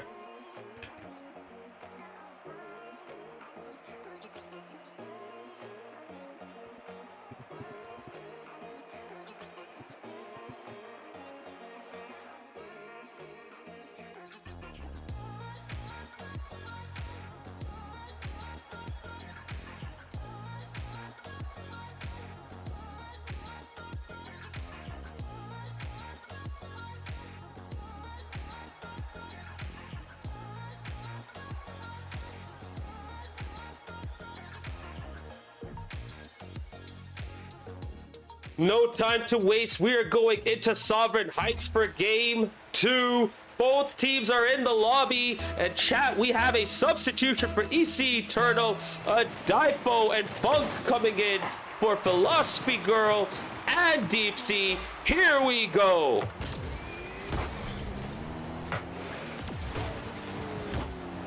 Andrea, great performance in that game 1, by the way. Kind of looked nervy, but you guys saw it off in the end, and well done for that. We'll see if Funk and a Difo can play their part in this match. Huskies towards the middle. Divine Waffle seeing it off to the side. Ham trying to make it count. Powerful touch. He's coming off for a double. Just doesn't get there because he runs out of boost. KJ diving in. Good save right there by Huskies to see it off. Divine Waffle trying to follow it up. He still has a bit more boost to get a second touch, but he gets in Ham's way. Ham had the better angle, and they meet in the middle. Unfortunate for Frontera Azul. That could have been a first potentially, but it's still 0-0, and they have to do it all over again. Huskies with a powerful shot. Ham at the right place to get the save. Ham gets a second touch to get it out of the way. Now Divine Waffle clears it out. Tries to bring his team forward. They need to get back though. Huskies gets a big clearance. Ham trying to get the save. Huskies stomps on him. Gets his second of the match. His first in game 2. And EC Eternal take the lead. 1-0.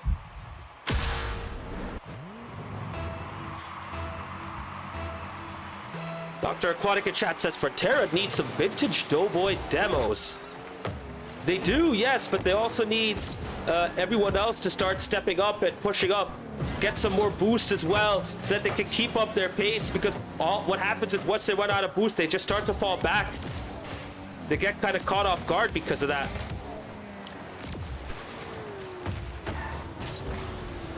I'm looking for a 50. The ball skims off his Fennec to the other end. Divine Waffle keeping it away from the net for the time being.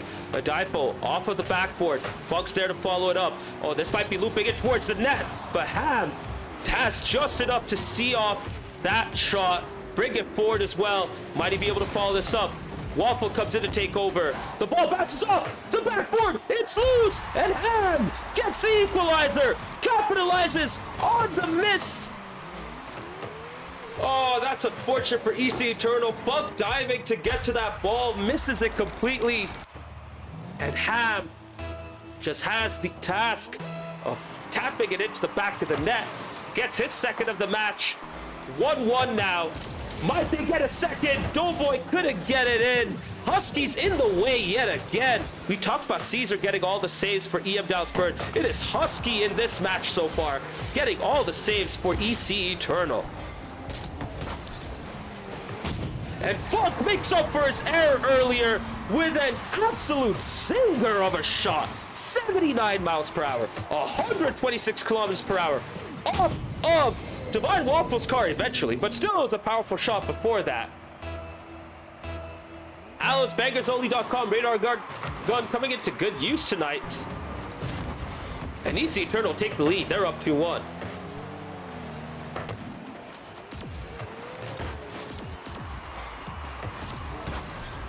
Frontera Azul have it all to do. They looked good in game 1, lost it in overtime. Game 2, they can take advantage right here. Divine Waffle getting the goal off of Ham. Goal 1 was Divine Waffle to Ham. Now it's Ham to Divine Waffle. EC Eternal couldn't hold on for too long. Frontera Azul are back in it, and it's 2-2 with 2 minutes 10 seconds remaining. It's all about capitalizing on the errors for Frontera Azul in this game. EC Eternal having the more enterprising play so far, but it's goals that win you games. And as we're seeing right now, Frontera Azul are making the most of their opportunities, but EC Eternal getting back into this. Funk using all the boost he can to get to that ball, get the shot. Ball loose in the middle. Huskies lets it go for Funk yet again. Bounces off the backboard. Ham takes over. He has the time for the beat, but Huskies gets back, gets yet another save, and keeps EC Eternal in it. The rock solid wall at the back, built by Huskies. He is the reason EC Eternal is still in this game. Can he keep it up? Can they keep it up? Can Frontera Azul keep it going? They're creating some more opportunities, but they're starting to tire out. Give up that space in the midfield. Now the ball's in the other end. KJ gets it out just for now. Adifo trying to center it. KJ does well to get there first. Ham with a shot. Weak effort though. Good pass from Huskies to Funk, who clears it out to the other end. Adifo trying to follow it up. Nice first touch, but he can't follow it up himself. KJ gets it out. And now EC Eternal need to defend yet again, but Funk does a great job of getting it out. Uh-oh, loose touch. Might this be Eternal's chance to take the lead yet again? Huskies chooses to go back and take the pragmatic approach. Does well enough to do that, because now his team's back and ready to go. Huskies clears it out. KJ and Ham both getting up and setting themselves up for another attack. And with a loose touch, this plays into Huskies' hands. KJ's at the right spot. Funk with a powerful shot. Divine Waffle gets up, gets the save. 10 seconds remaining. EC Eternal on the rise. Can EC Eternal get the game winner? Adifo lets it go. Funk is all the way back. Both of them choosing to go to overtime instead. And even Frontera Azul are happy enough with that, but a long shot in the front. KJ gets the clutch save. Huskies said, no, it's not over yet. We are going to keep this going. Not for much longer, though. 2-2. Game 2. Overtime.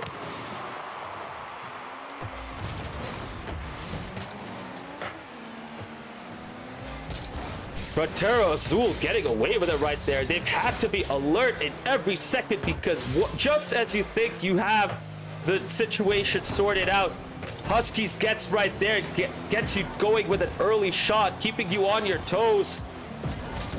Now, Difo gets a nice 50 to bring the ball forward. KJ with a nice first touch. Try to get up in the air to get a second, but misses.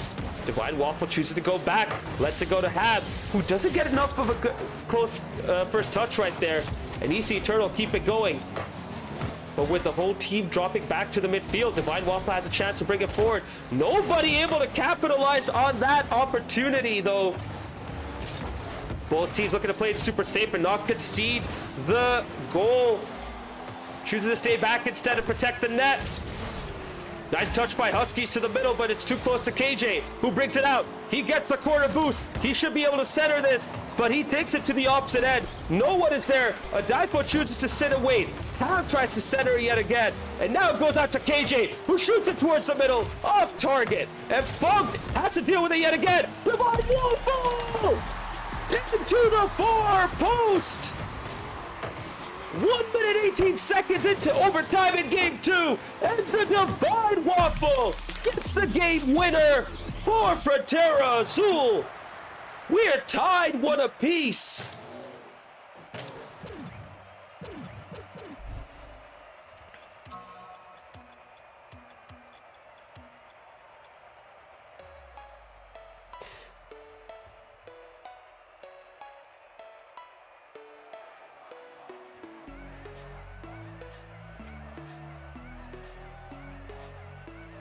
Whew.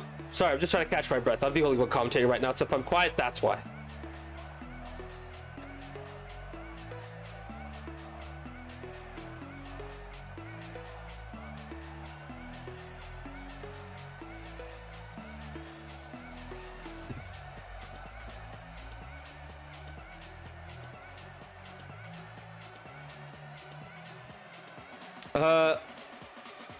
Liquid Cyanide, I don't know why the drops enable tag is in here. It shouldn't be because there are no drops happening right now for Rocket League at this time. So sorry about that.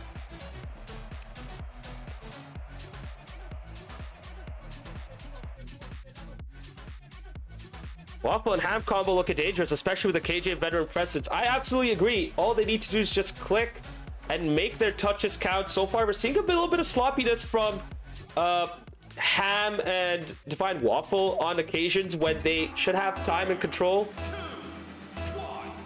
but they still have themselves in this game. 1-1 game 3. Here we go. More subs for EC Eternal. Deep Sea and Philosophy Girl come in for Huskies and Adifo. Fug stays in this time. Third combination in 3 games for EC Eternal. Meanwhile, for Terra Azul, stick to their trio right here. They have no subs available.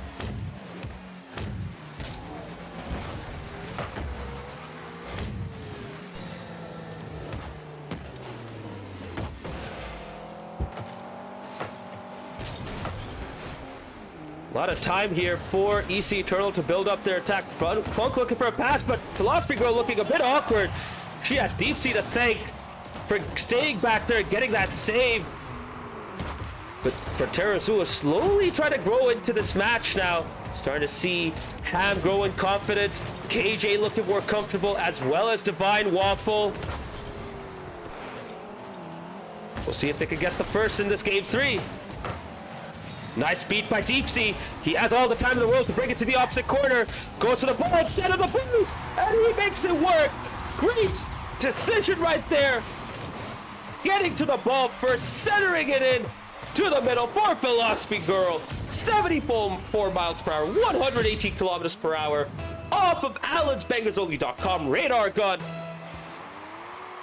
It is working hard right now.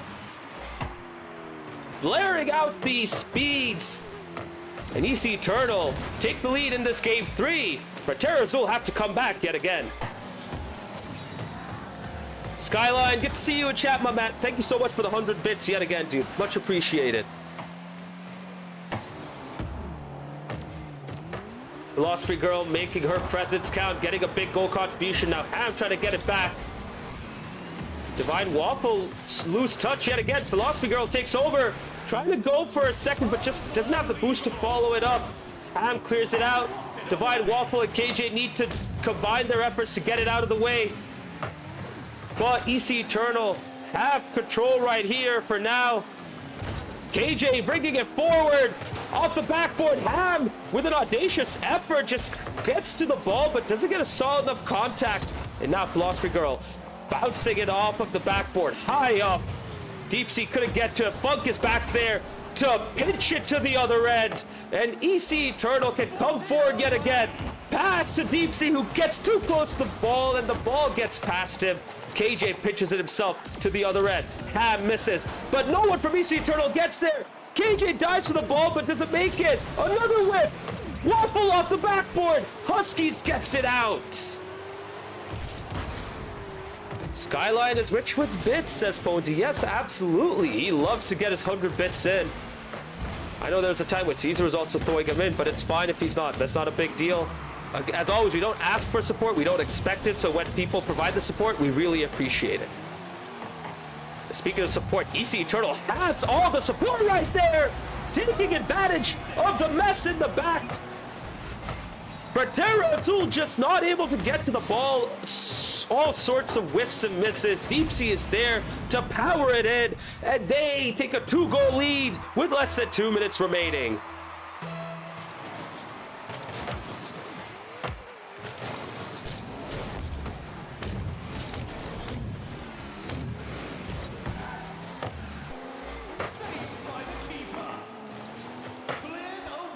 And EC Eternal have pinned back for Terra Azul right here.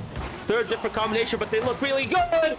And just as I say that, the curse of the commentator strikes. Deep Sea trying to clear it up, but gets a soft touch right to the middle for Ham, who gets one back from Frontera Azul. You know what that means. My bad, EC Eternal. My fault. Frontera Azul back in this. It's 2-1.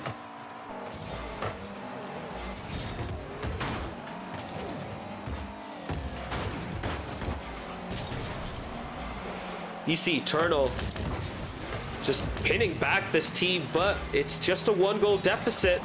For Terra Azul taking advantage of an awkward moment at the back.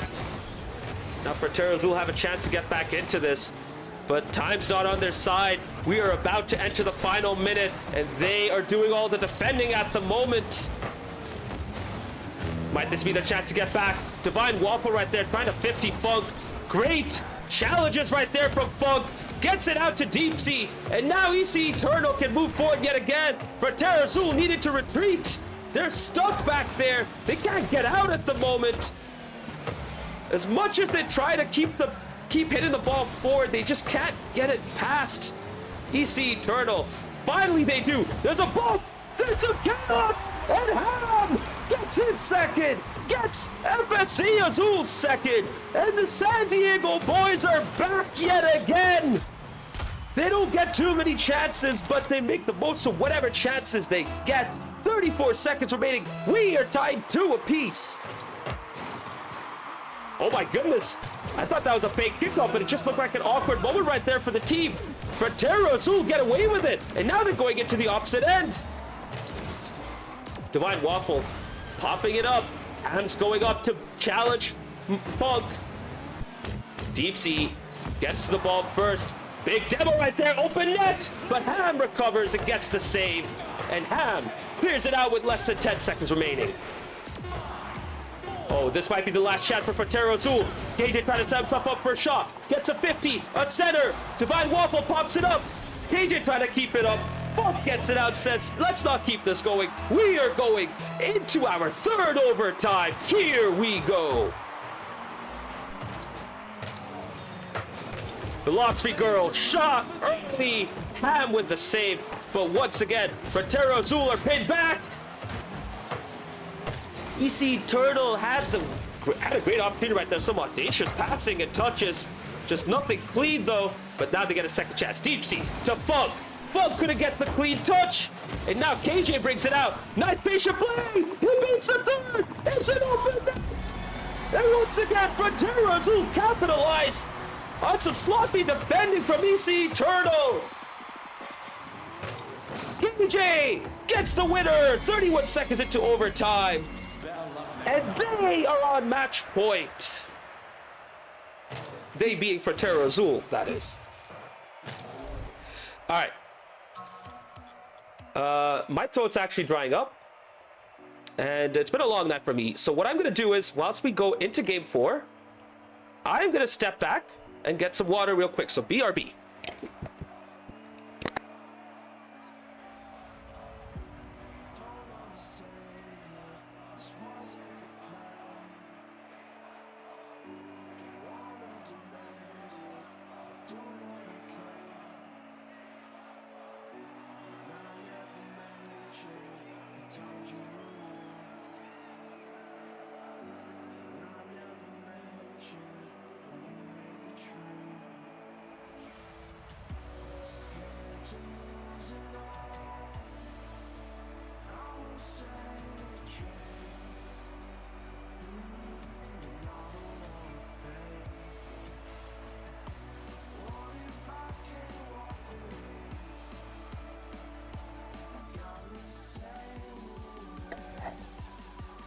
Whew.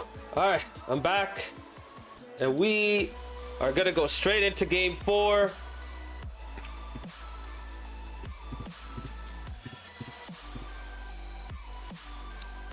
No time to waste. We've had 3 overtimes so far. Might we get our 4th? Both of these teams have kept it real close throughout the night. Here we go. Allez, au Parc de Paris. Great start there by Frontera Azul. Could have had their first goal, but ECRC hold on. Loose ball, Deep Sea gets it to the middle. Great pass towards Huskies. Everyone misses. Philosophy Girl takes over. Beats one. Tries to get it to the middle, but touches it out wide. Has to make do with a pass. Oh my goodness, I thought that was going to be it for them. But Frontera Azul get away with it. No, for one. And Ham gets back right on time to make the clutch save. Oh my goodness, what an effort that was. Ham doing great defensively to get back and see it off. All right, so as you can see right here, chat, ECRC make yet another sub, and they go back to the game 1 lineup. Trying to see who came in. Huskies comes in for Funk, and it's Deep Sea, Philosophy Girl, and Huskies, just like it was in game 1. But unlike game 1, ECRC were about to concede the first goal, except the post gets in the way to save them. It clears out by KJ towards Waffle, but Philosophy Girl gets there first. Can she follow up? No, she chooses to go back, take the pragmatic approach. Ball gets to her yet again. KJ with a nice first touch, pops it up. Good patient play by Deep Sea. He and Huskies both combined to clear it out. Divide Waffle trying to get back into this. Loose touch into the middle. Ham trying to keep control, but every time he does, someone from ECRC is there to keep him on his toes and prevent him from getting himself going. No solo plays for Ham this time because ECRC know how to get to those loose balls, and they're very quick at getting to them and keeping everyone on their toes, and they might be able to punish Frontera Azul off of that defensive error. Divide Waffle to the side. He gets a loose touch behind him. KJ beaten by that. Huskies has a tap in, and when he gets open nets, he scores guaranteed goals. ECRC are in the lead.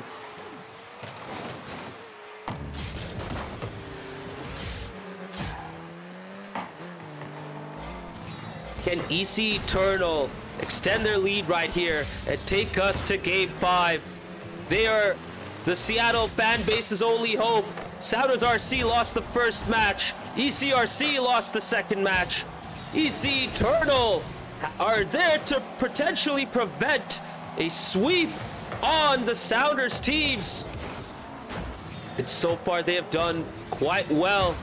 But Frontera Azul have kept it close as well. It's been a very even affair. 3 out of 3 overtime so far. This might be able to go into another overtime if Frontera Azul can come back.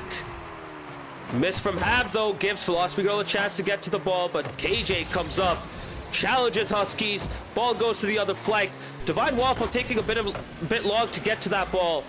Now Ham takes over, brings it to the middle. KJ beats one. Takes the boost, lets Ham take over as he goes for the Devils and bumps. Ham couldn't get up. Huskies does instead. Divine Waffle gets a loose touch. Someone needs to follow up from Frontera, but they all decide to go back instead. Ham couldn't get to the ball on time. Pragmatic choice, the wiser choice. And they see off another EC Eternal attack.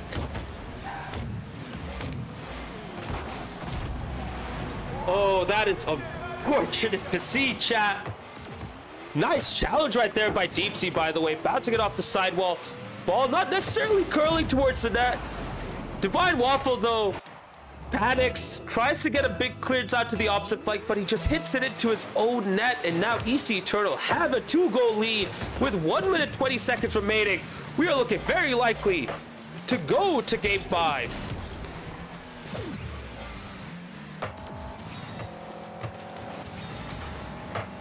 His first touch right there, open net!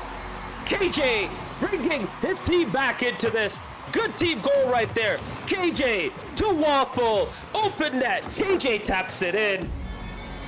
EC Eternal get pegged back just like they did in Game 2, if I'm not mistaken. 2-1 to them so far, but Frontera Azul are coming back. And towards Waffle!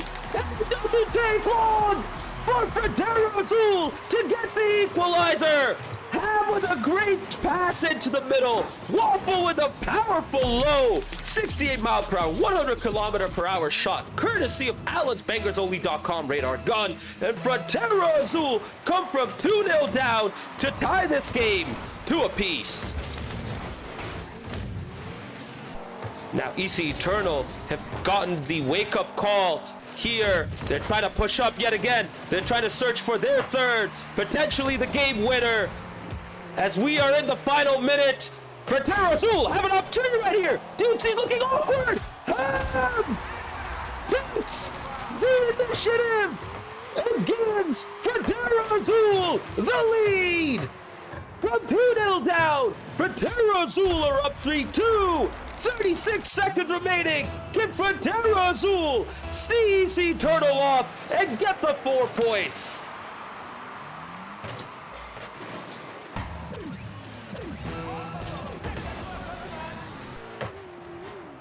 Final 30 seconds. EC Eternal have it all to do to get back into this.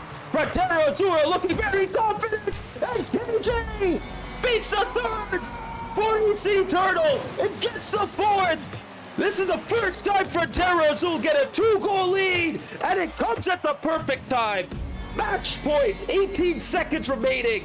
Frontera Azul are up 4-2. Wow. After all of their early struggles, Frontera Azul are looking very likely to walk away with all 4 points, and they do win the potential 5th, but Ham doesn't capitalize. Not that it matters. The clock has gone to 0. We're just waiting for the ball to bounce down. Frontera Azul stay off EC Eternal, and they win this final match of the night, 3-1.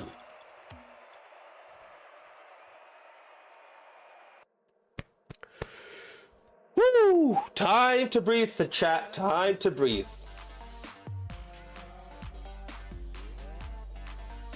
Oh man, what a night.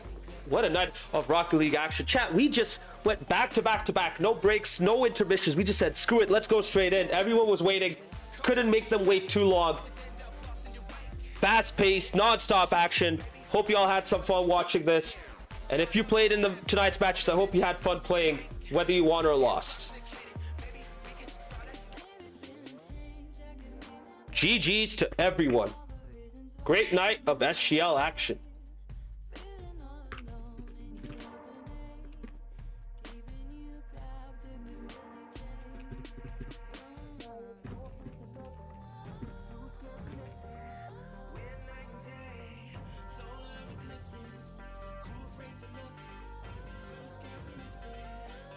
Whew. 2-hour stream, 3 matches back to back to back. Absolute insanity. KJ did come in clutch. Yes, he did. Getting that 4th to see off EC Eternal eventually. We've seen Frontera Azul get weathered down as a game progresses and goes on for longer, but this time they have held on strong and they've done it to EC Eternal, wore them down and punished them at the end. Great performance by both teams, but Frontera Azul come out on top.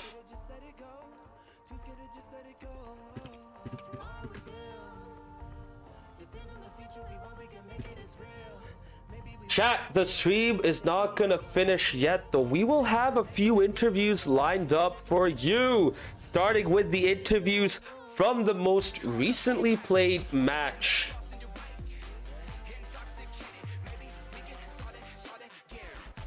Whew.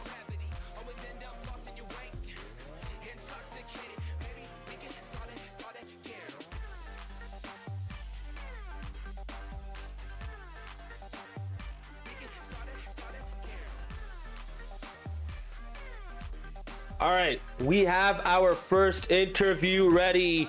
Let us welcome on in Frontera Azuls.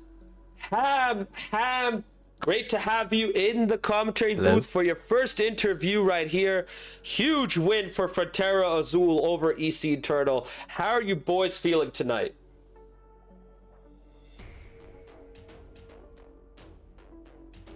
Oh, sorry, my mic was muted in the Discord server. My bad, Ham.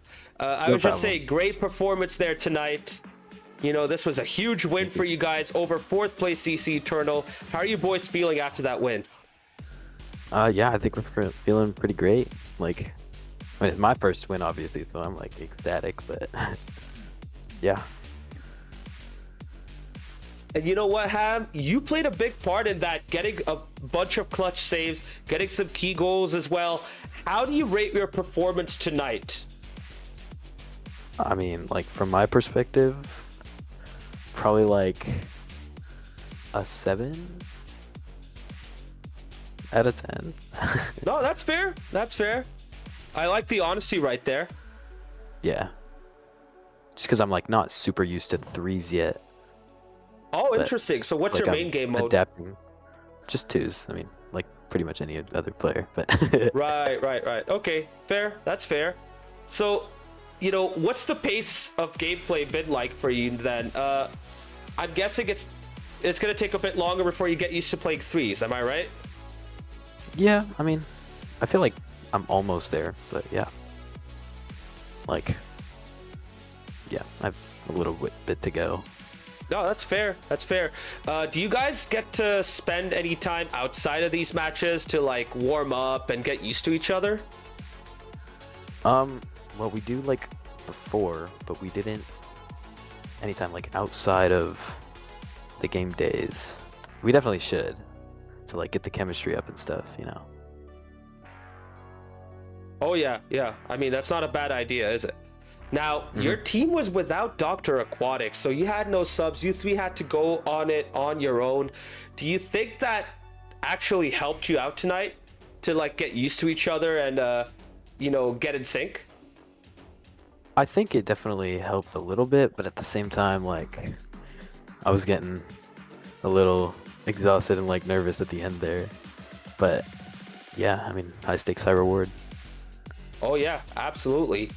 Now, there were a couple of moments where you guys were just choosing to keep it safe and, you know, not really risk yourself by trying to commit forward. Was that something you guys decided on for some of these games, or were you trying to, or was it just something that naturally fell into place and you guys just had to deal with it? I think it was just like natural, like, you know, we didn't really talk about it like anything before. We were just playing some matches, getting used to each other, and then we, well, got put in. Oh yeah, for sure. And Ham, I mean, these are like your first few games of the season. You know, you're pretty much brand new. How have you found SGL so far? I think it's great. I mean, like, it's a great community, great teams, like super entertaining to watch and stuff, and to play in, obviously. I think it's like a great opportunity. Heck yeah, we can't wait to see more of you as well. And another person who'll be looking forward to seeing more of you for Frontera Azul is your father, who was in chat tonight cheering on your team. Not you in particular, but your team. How does it feel to play in front of your father and get a victory for your team in front of him? I try not to think about it, you know? No, I get it. I get it. I mean, he wasn't really super active. He was just popping in from time to time, you know, just getting his cheers going, essentially. But I'm sure he's happy that you guys got the win. He likes to sneak into my room and, like, hear me from time to time. Like, most of the time when I'm playing Siege, but just now, when we won that last one, he came in, and he was like, "Good job, Lucas! Yeah! Yeah!" And I was like, "I'm on the mic!" At least he stepped in after you finish your games and not during them, you know what I mean? Yeah. Oh my god. Yeah, that's incredible. I mean, we had a father-son combination play in the first match for LaCinco12. You know, it's incredible to see that familial connection be here in SGL. Although I'm not sure your father is too keen on playing Rocket League, is he? No, not really. Oh, that's fair. That's fair. Does he game at all, or is he just... Yeah, he plays a lot of games. Oh, Mostly, okay. like, MMOs and stuff like that. Oh, Not really, I like, see. online games. Right, Well, right. that's MMOs, but you get the idea. No, that's fair. That's fair. Well, you know what? I think we digressed a bit too much. Just one more question about that match in particular.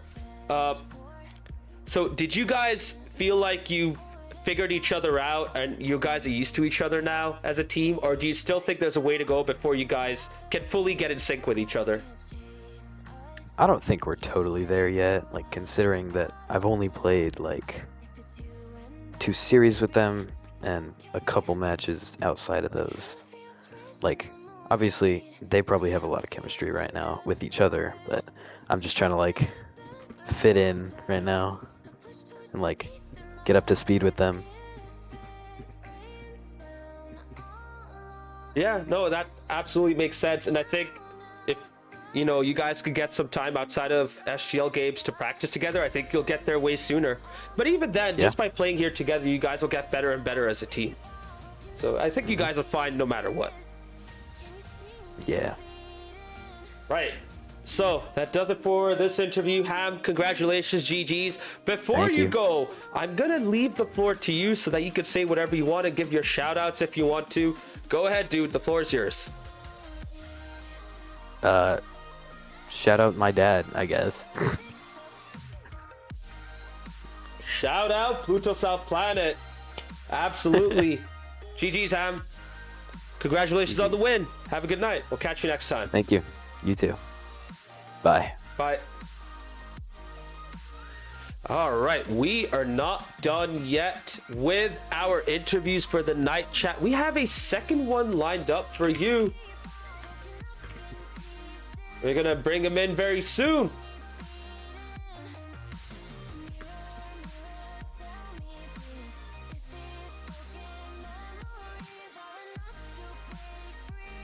Chat, let's welcome in a Difo of EC Turtle, a Difo.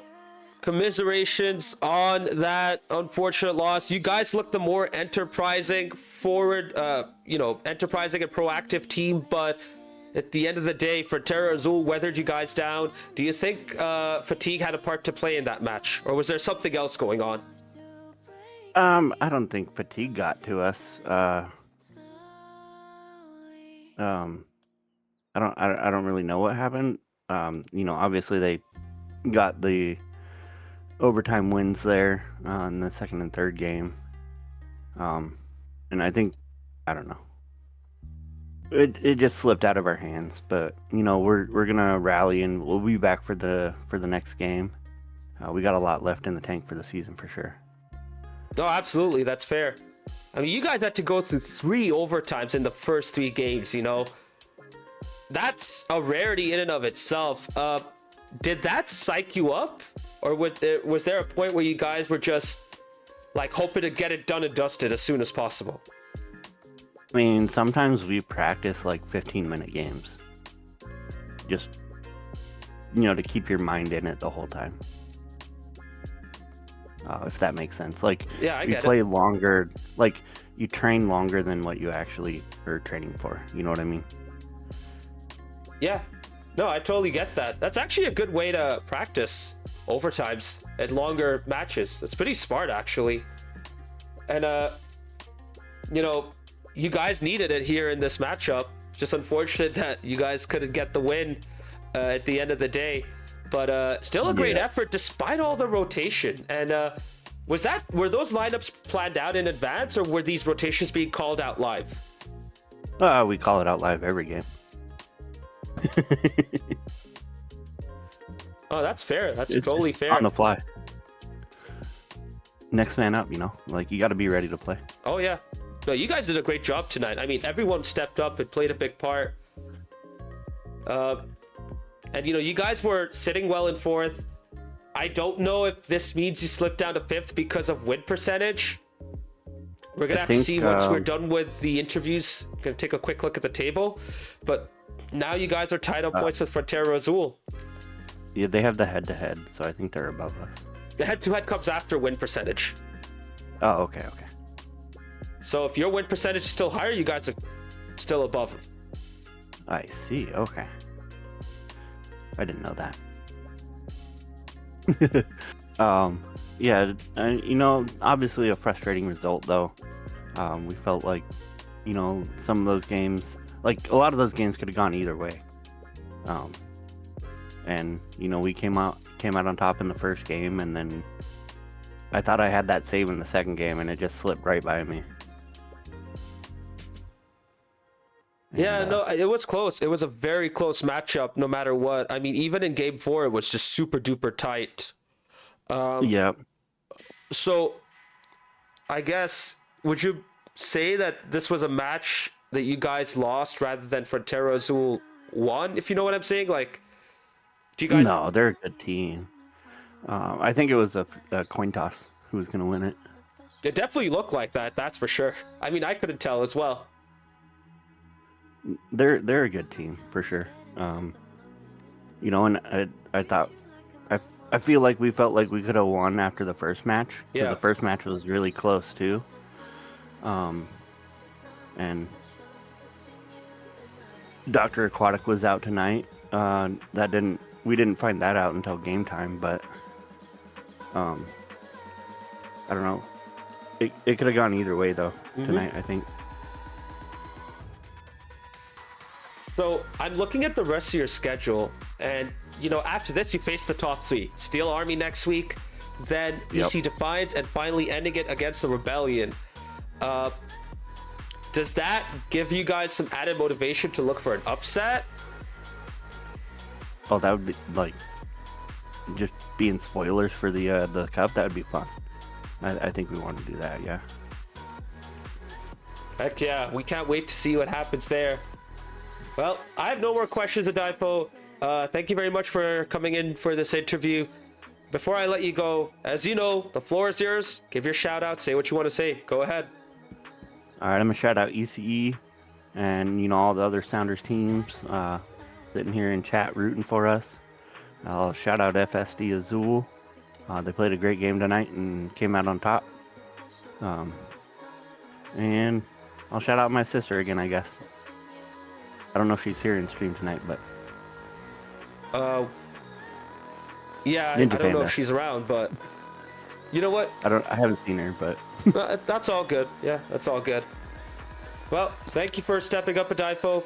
Commiserations on the loss, but you guys still played well. It was a great performance from your team tonight. Just unfortunately, you guys couldn't get more than 1 point, but that's Rocket League for you.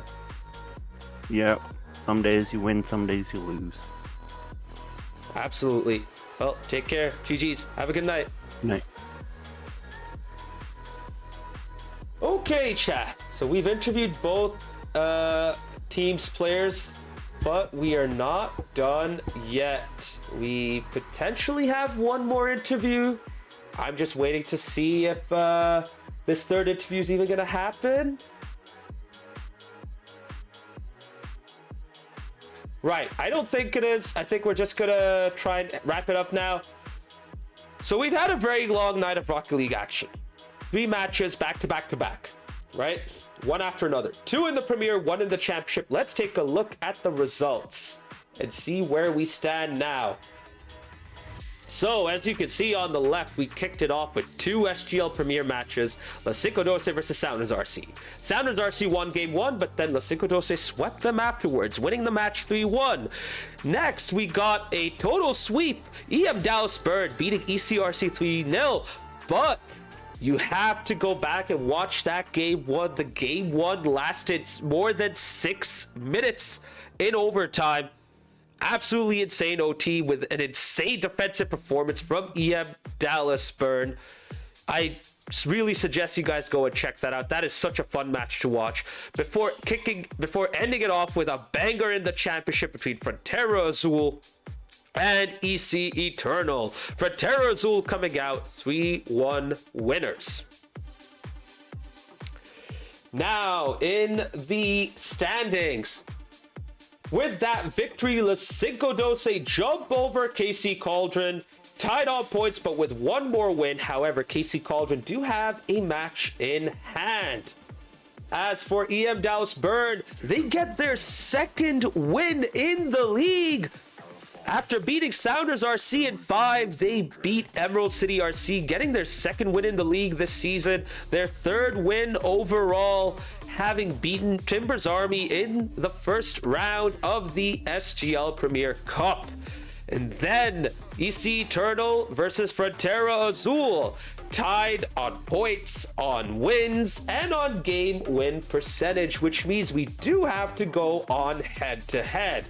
And for head-to-head, we have to compare both teams' results. So, try to look back and catch up real quick.